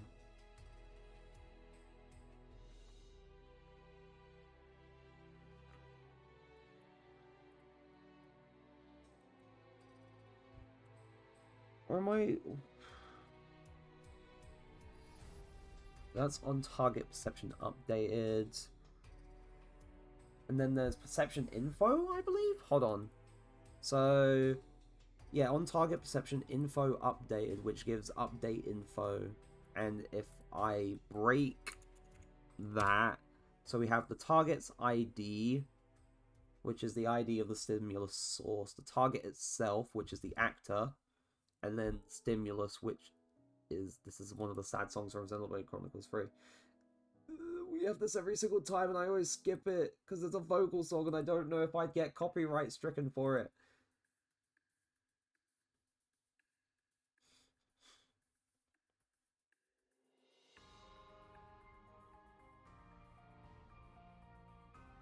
But yeah, on target perception updated is the main one I want, because looking at this name, it does make me think of, like, when I had to use it back at university. I do remember this thing. So, I'm gonna break this, break AI stimulus, so we have all the different little values that can be found under this. And so we have the age, the expiration age, the strength of the stimulus, the location of the stimulus, like the receiver location for the stimulus, the tag of the stimulus source, and whether or not it's successfully sensed. So I think I mainly want these two things here. So of course, that also means in the player itself, I'm gonna do this in blueprints for now, just to or I'm gonna do part of this in blueprints for now, just so I can actually get this, like, testing bit working. So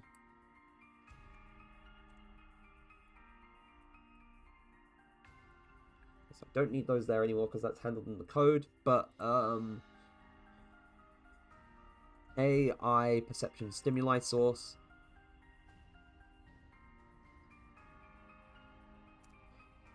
So in order for it to be detected by the AI perception, it needs to have this component. So it needs to be able to be a source for, like, or a stimuli source for the AI perception.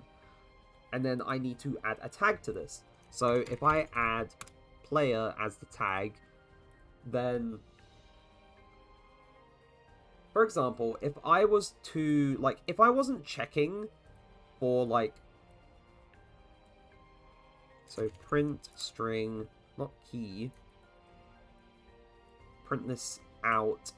So, of course, I can't tell if it can see things properly. So, if I run in this direction, okay, it's not. That's concerning.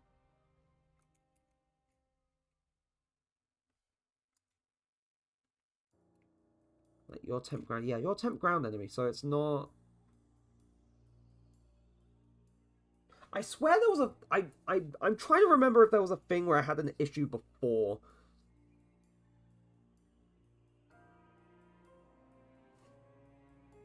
I don't know if I had to set like a dominant sense for it or if I had to set anything else, but there's something I'm missing here. And I'm kind of going to be scratching my little head for it for a little while.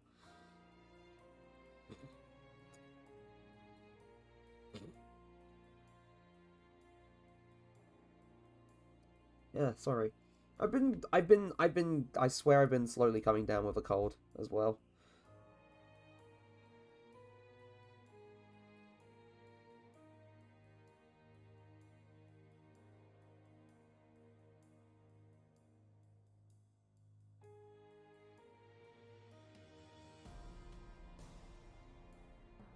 Right, so 200.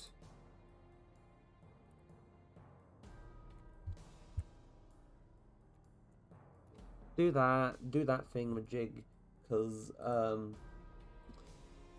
let's see. Probably doesn't make a difference, but it would be nice if it did work.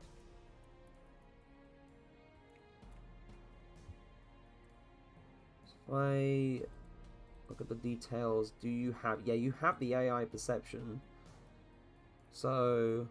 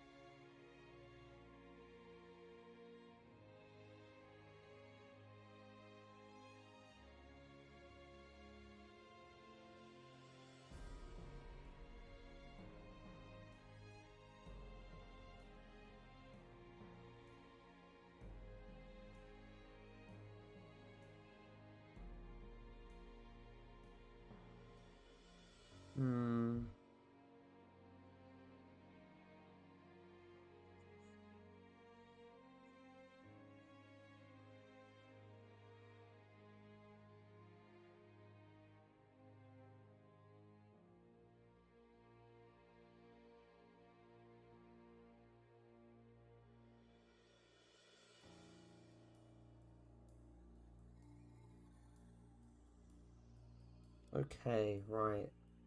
Looking into things a little bit more, right. So if I go into this, like, I have it set as... Oh! Oh, hello, Dredgen. Hope you're doing good. Oh, wait, no, I forgot. I actually have to add the set stimuli, or I have to register it as a source for the different sensors. That was what I was missing. That was what I was missing. Right. Will this work? No. Damn it. Oh, no. Right. Does auto register as a source? Well, it should also register as a source. Right, let's see. Will this work? No. Right. I swear to God. Ah, right. So if I say... AI perception stimuli source.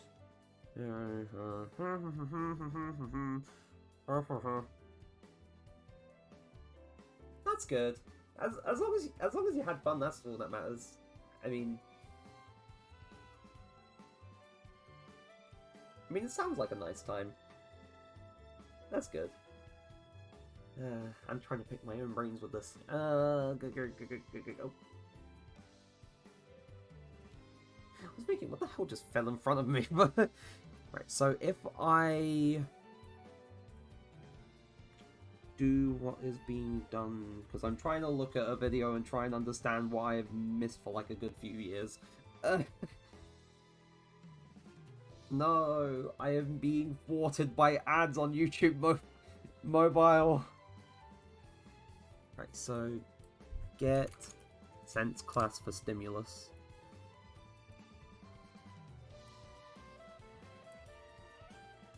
So this returns a AI sense class reference. And then AI site AI sense config site. That's what I want. And if I branch and say that, then say print. And I'll only have it say hello because I'm honestly like very scuffed. Please? What am I doing wrong?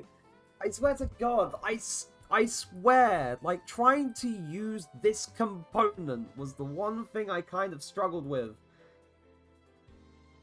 Like, you choose not to just... Like, would it be target perception or would it be perception updated?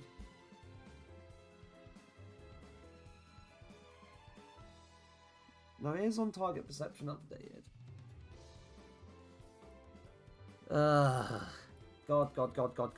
God.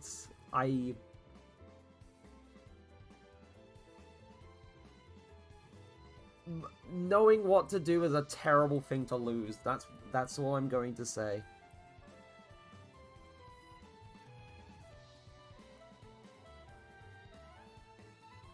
Because it feels like it's not working at all. Hold on.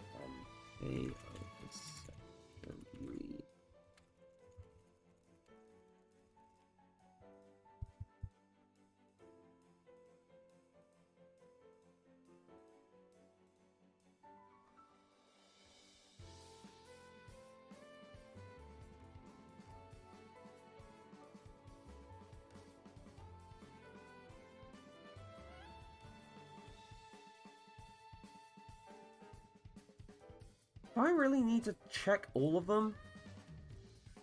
I swear to God, if this is the reason why I... Hold on.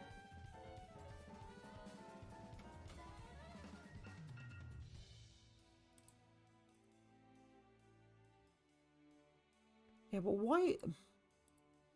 Right, so I'm gonna run...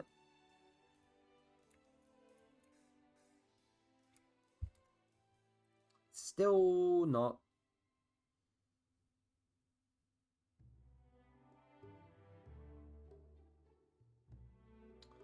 Let me think. So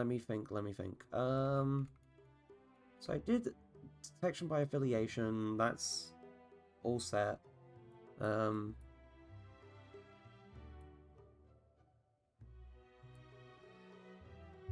on. Let me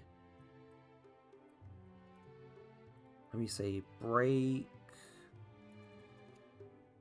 Oh wait, no, that's not what I meant to do. Break AI stimulus, and then actually I'll say if it's been sensed. I need to test if it's actually being sensed. That's my problem. It's my actual problem. Print. Because here I have it actually doing the detection by affiliation for, like, everything. Is it something I did in the player? Right, so advanced. Tick even when paused. No, I don't want that. Right. Oh!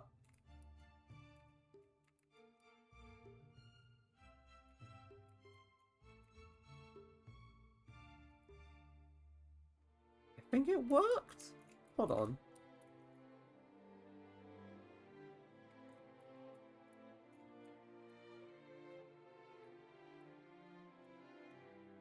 Right, I think that's working now.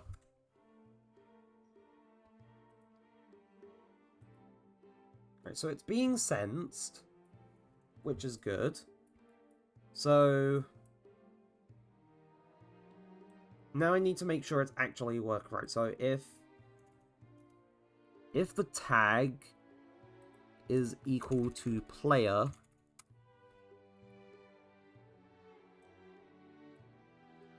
and it's also successfully sensed. So if it's successfully sensed and the tag is equal to player, then print hello.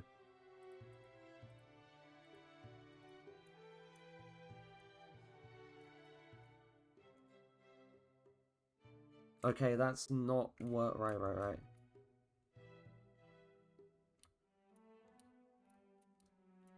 Or is it because I'm the source of the Hold on, let me see. Tags.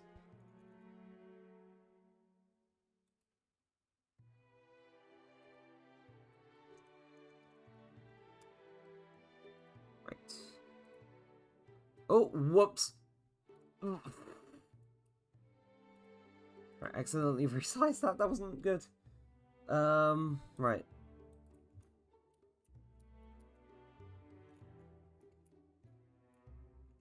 No, that isn't working either. What is going on?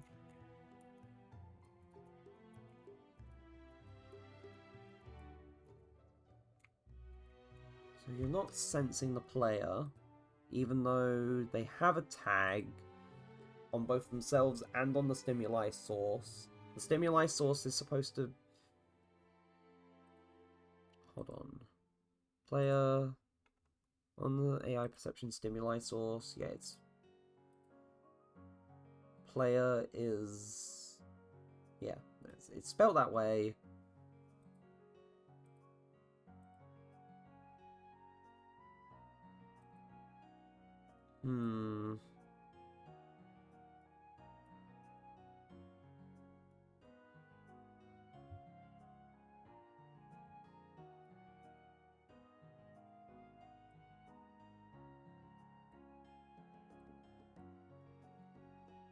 Right. I'll reconfigure it so it's only doing the successfully sense, because I'm getting used to it. So what is it detecting? So it's detecting the flying enemy, but it's also able to detect the player.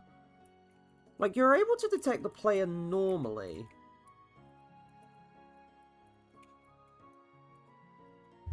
Or do I need to make it... Wait a minute. Hold on. So, make literal name.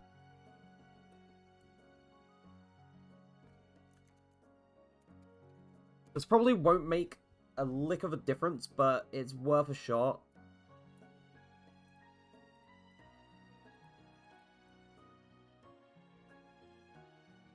No. Like, it can detect the player. It can detect the player, but for some reason, as soon as I throw in, like, tags into, like, sensing things, it just doesn't want to work. Right.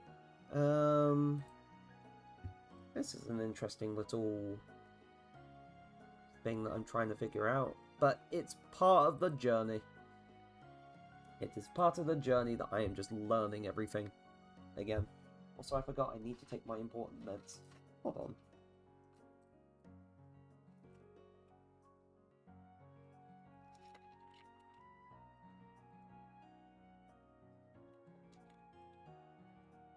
And also, I haven't, like, had a drink for a while, so good time for me to have another little drink.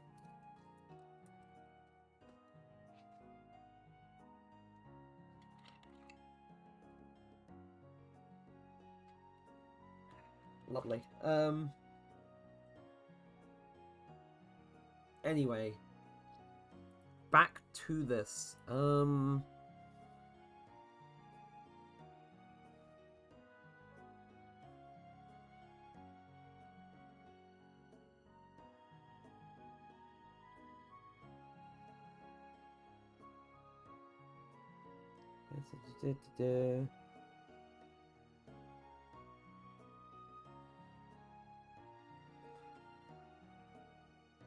And once again, I get ads on YouTube Mobile trying to figure this out.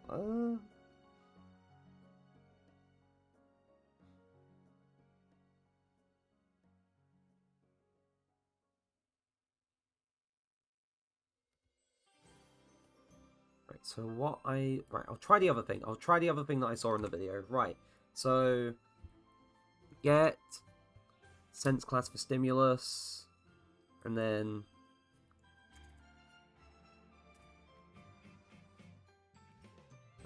AI sense config site French.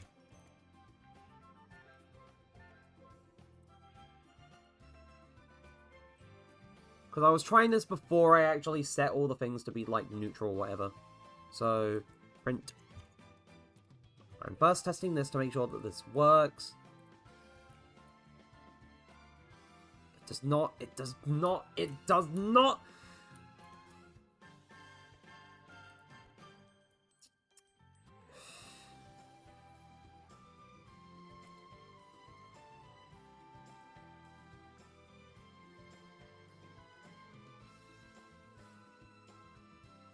It'd have to be, wouldn't it be AI sense underscore site?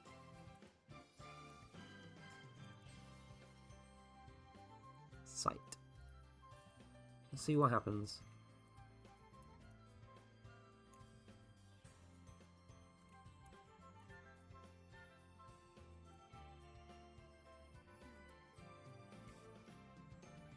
Right, that.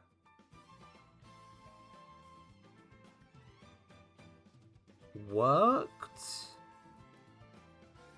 Right, I'm gonna plug in the display name to see if it's detecting both the player and that flying enemy. Right, so it's doing the same as it was before. It's doing the same as it was before, but I'm a little lost on why some things are working and some things aren't working. That's just game dev as a whole. Some things are working, some things aren't working. Sometimes you just can't figure out what it is. And if you can figure out what's wrong, then it surely isn't going right. Because then it's too easy. Right, so... Get rid of that, because I don't need... So then, if the actor...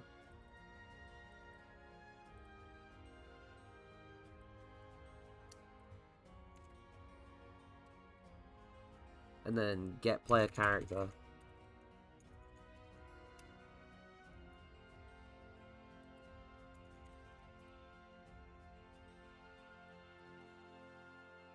And then I only want this to do the thing when it's true, and I'll...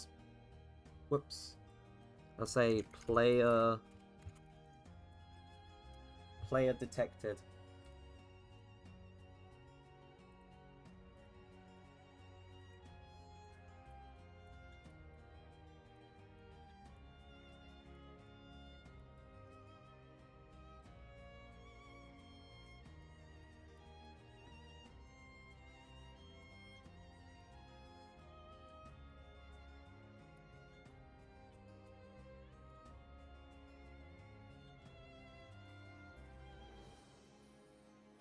Bit finicky. So if I'm...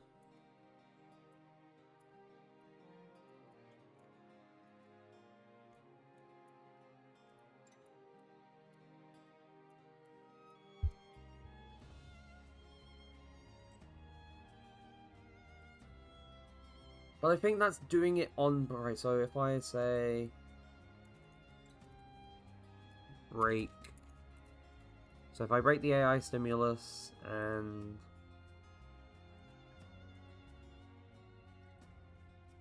say...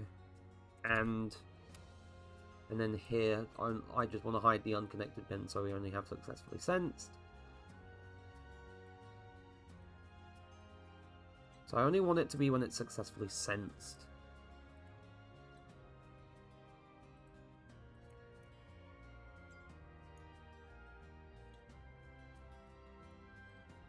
Yeah, so when it loses track of the player, then that does that.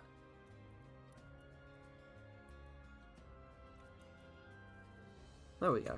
Right, so that is kind of working now.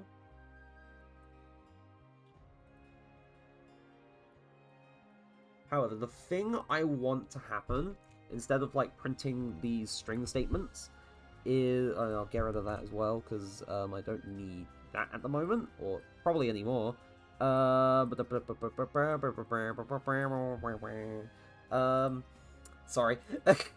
What I want to happen now is... where is set state as attack,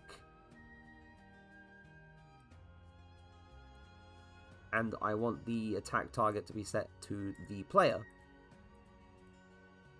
Oh, whoops. Oh, he saw... Oh!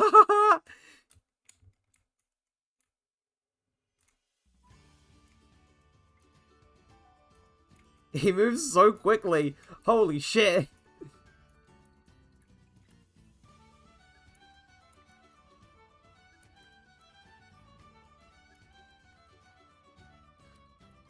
They move so quickly.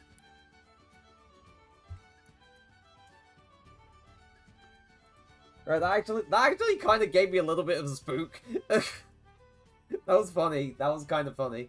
So that does work when they see them, but I'm trying to remember. There is a specific thing that lets you debug, like, the AI sense.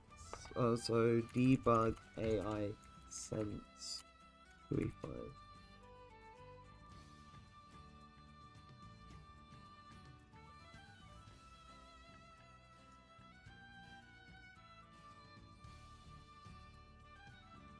Press the apostrophe key.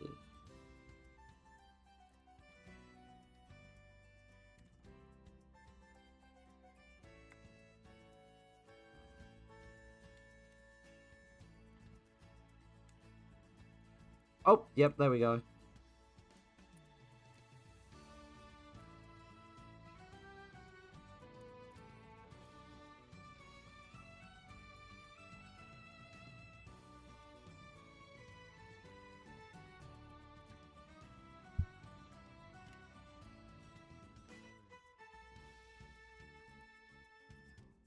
Oh, that explains it. Right, so if I go into... Oh, wait, that doesn't show in the editor. Or outside of... That sucks.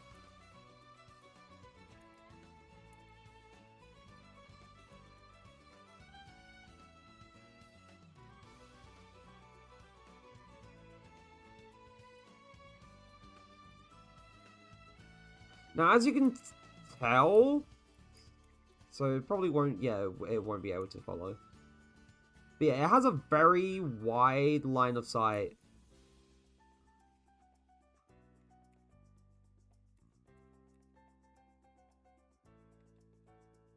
I don't even know... I don't know what the environmental query system does. Though apparently it's very helpful for building sophisticated enemy AI.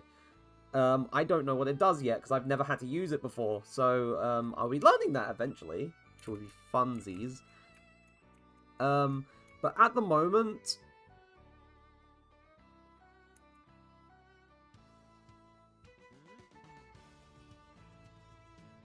Yeah, so it has a very long range and a very wide line of sight, I think. So I need to rein it in a little bit.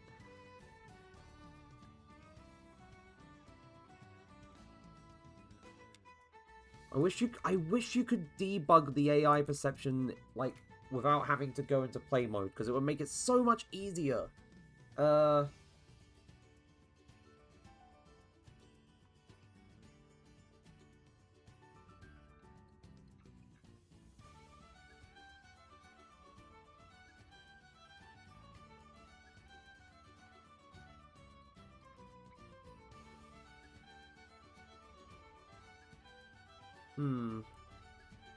That doesn't help me.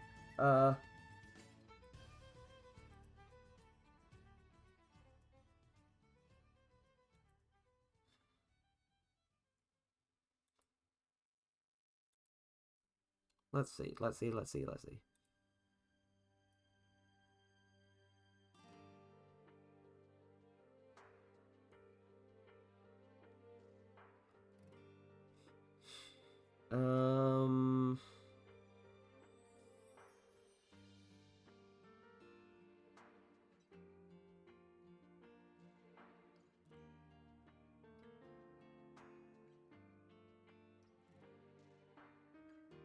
My brain has gone empty. I'm sorry. I'm sorry, chat. Oh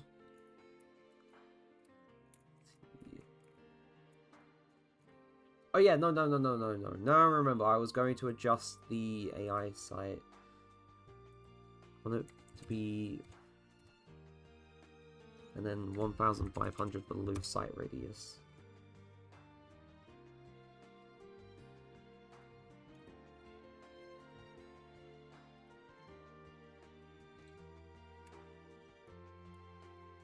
And then perception. Right, that's very heavily reduced from what it was.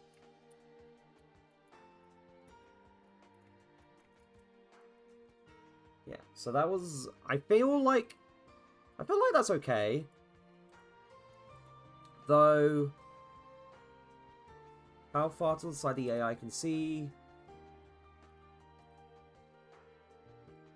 In relation to the forward vector, not the whole range. Let me think. Let me see what it looks like with 45, because...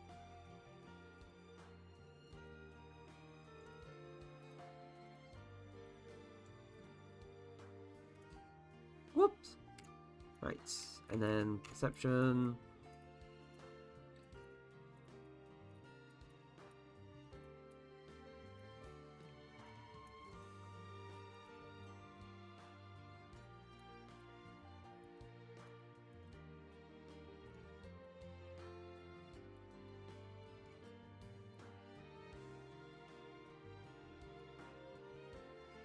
Yeah, that's... No, actually, now I've reduced it to... Let's see, 20. I want to see what it looks like at 20, because I feel like that might be a bit better.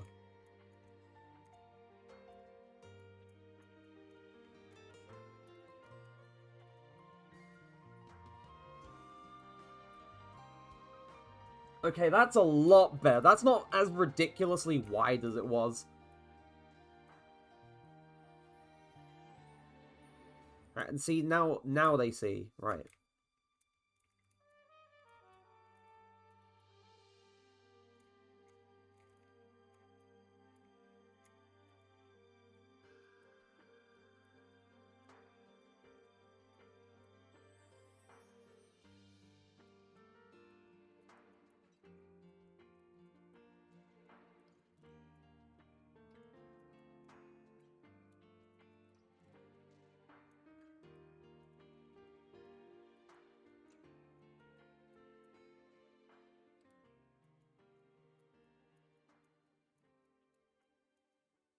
So at the moment it can follow, but at the moment it doesn't seem to lose sight of them because I haven't configured it to do that yet.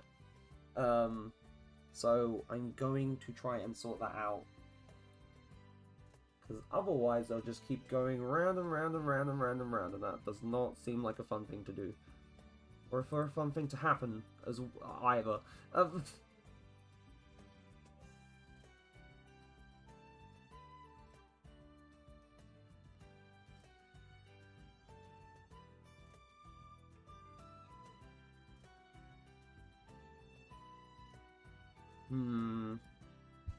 Let's see.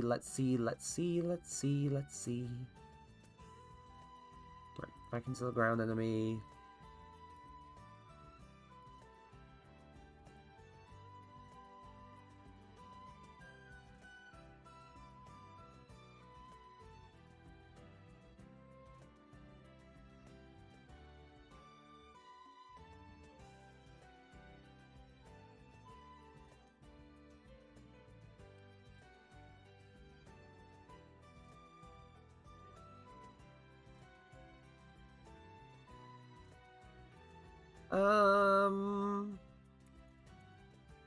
Oh, whoops. States as passive. I'll set the state as passive. That's what I'll do.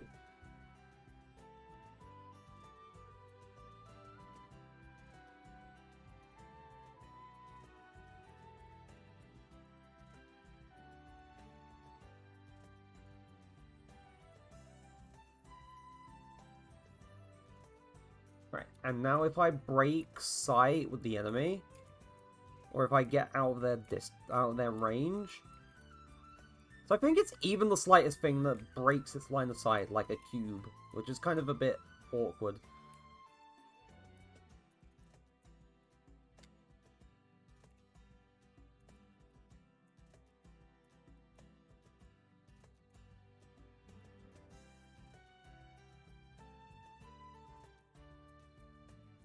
Which is kind of concerning. At the moment, it doesn't, like, oh, try to pursue the player to its last known location and then, like, gives up. It just gives up immediately.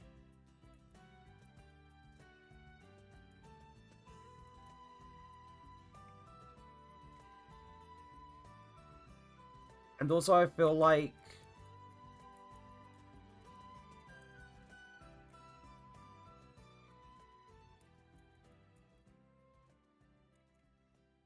yeah, there's also, like, a minimum, like, thing that it's forced in front of it, which is kind of not good.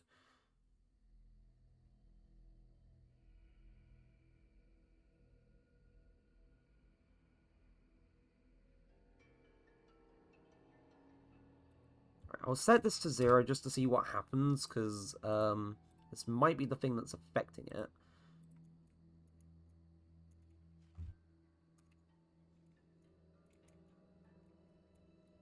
Right, it's part of it, but then that's still, like, drawn back a little bit.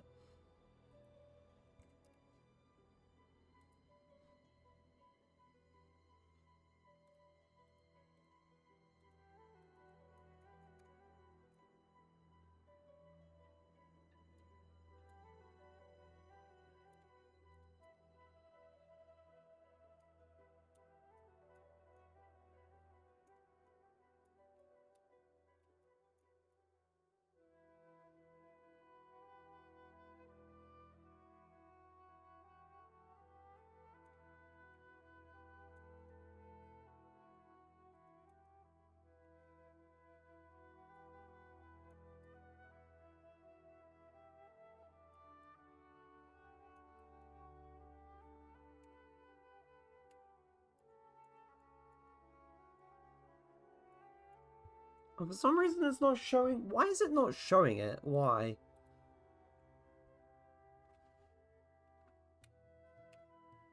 There we go.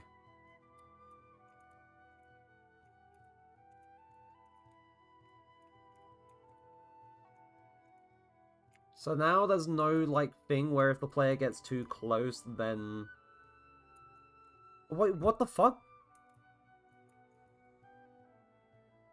Okay, now why?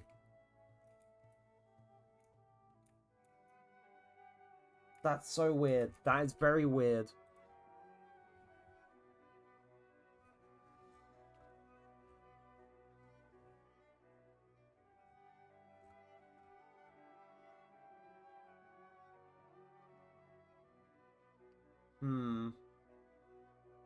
Big confusion.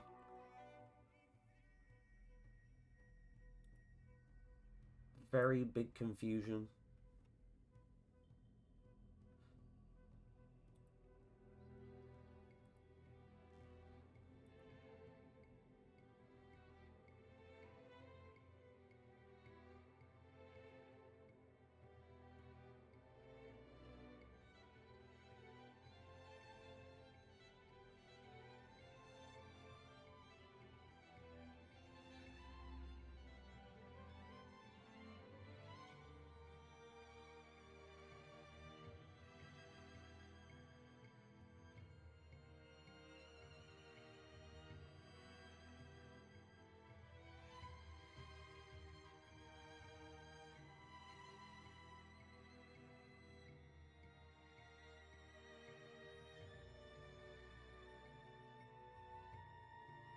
Right. I swear to God.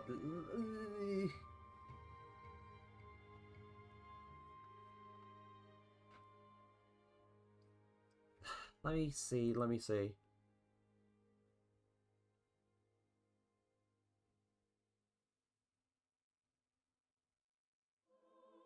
Point of view. Nope. There we go. Sunset Village.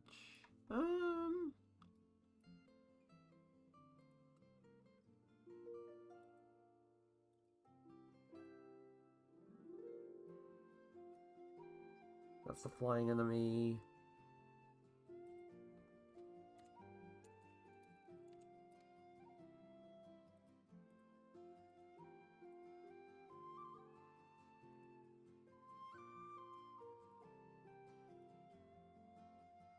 What?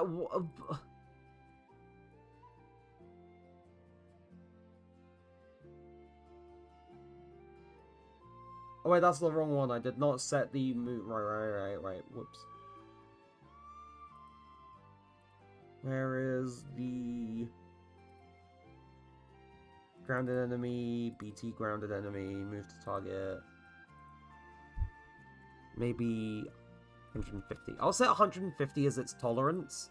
See what happens, and we'll go from there.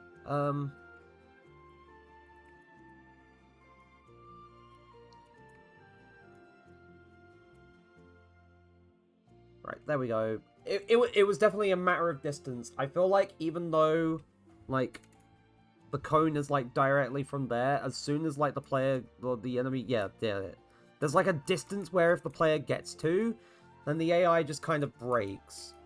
Yeah, I don't know why it does that. That's a bit weird.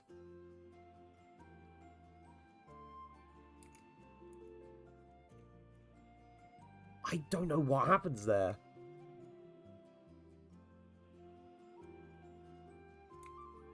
That's so very strange.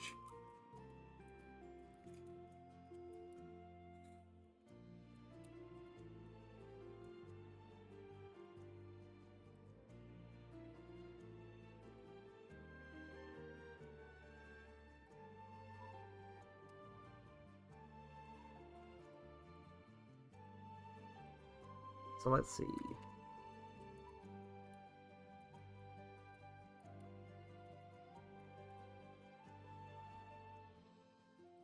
Okay, not that far forward for a near clipping radius. Maybe 10. 10 might be better.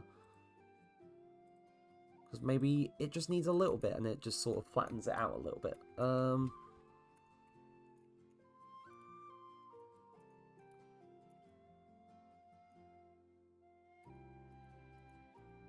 Why does it... Why? It kind of breaks for some reason.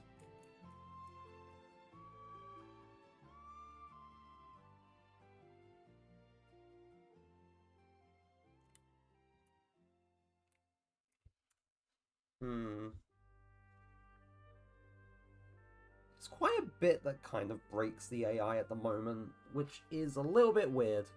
It's kind of... It's odd. It's very odd.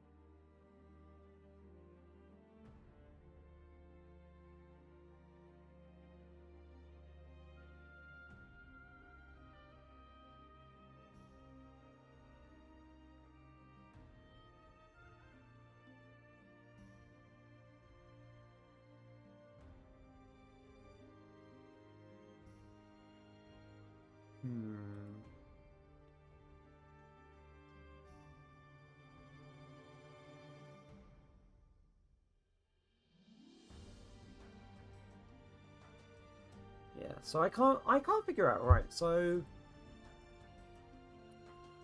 You 100%ed your puzzle game. Yippee! Finally! No more puzzles. Does it break when it breaks when I jump as well? That's weird. Why does it break line of sight when I jump?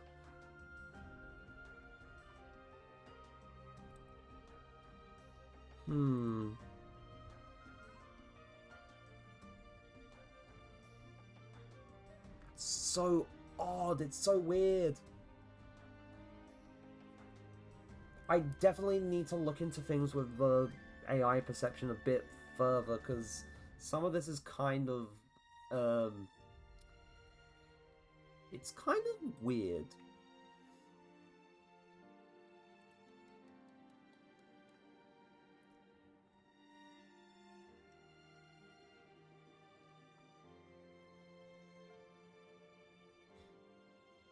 It is kind of weird. Definitely very weird for some reason. Honestly, I think maybe to avoid pushing myself a little bit too much for like this first like Sunday game dev stream, I think I'm gonna call things here, because I don't want to tire myself out too much. I want to be able to do some things before I go to bed. So I'm gonna call it here. To everyone who showed up and everyone who's watching things back on the VOD, whether it's here on Twitch or on YouTube, depending on when you're watching this, thank you ever so much for showing up to stream. I really appreciate it. Tomorrow, well, I guess today now in the UK, but tomorrow will be the next stream. We'll be returning to Kingdom Hearts 2 for the level 1 playthrough. We gotta beat the funny gambling man, Luxord, and do other stuff as well. So that's going to be fun. No, wait, no, it's not. No, it's not Kingdom Hearts tomorrow. It's Monster Hunter. Fuck. That's on Wednesday. I thought I was a few days ahead. Yeah. Tomorrow's Monster Hunter World. Not Kingdom Hearts. I was wrong. Because I'm doing grinding stuff and I want to just kind of do that on stream for a little bit, because I do enjoy playing Mon Hun on stream. So that's what I'll be doing tomorrow. Wednesday's Kingdom Hearts. I got that mixed up. I'm sorry. But anyway, thank you ever so much. I really appreciate all of you being here. It means a lot.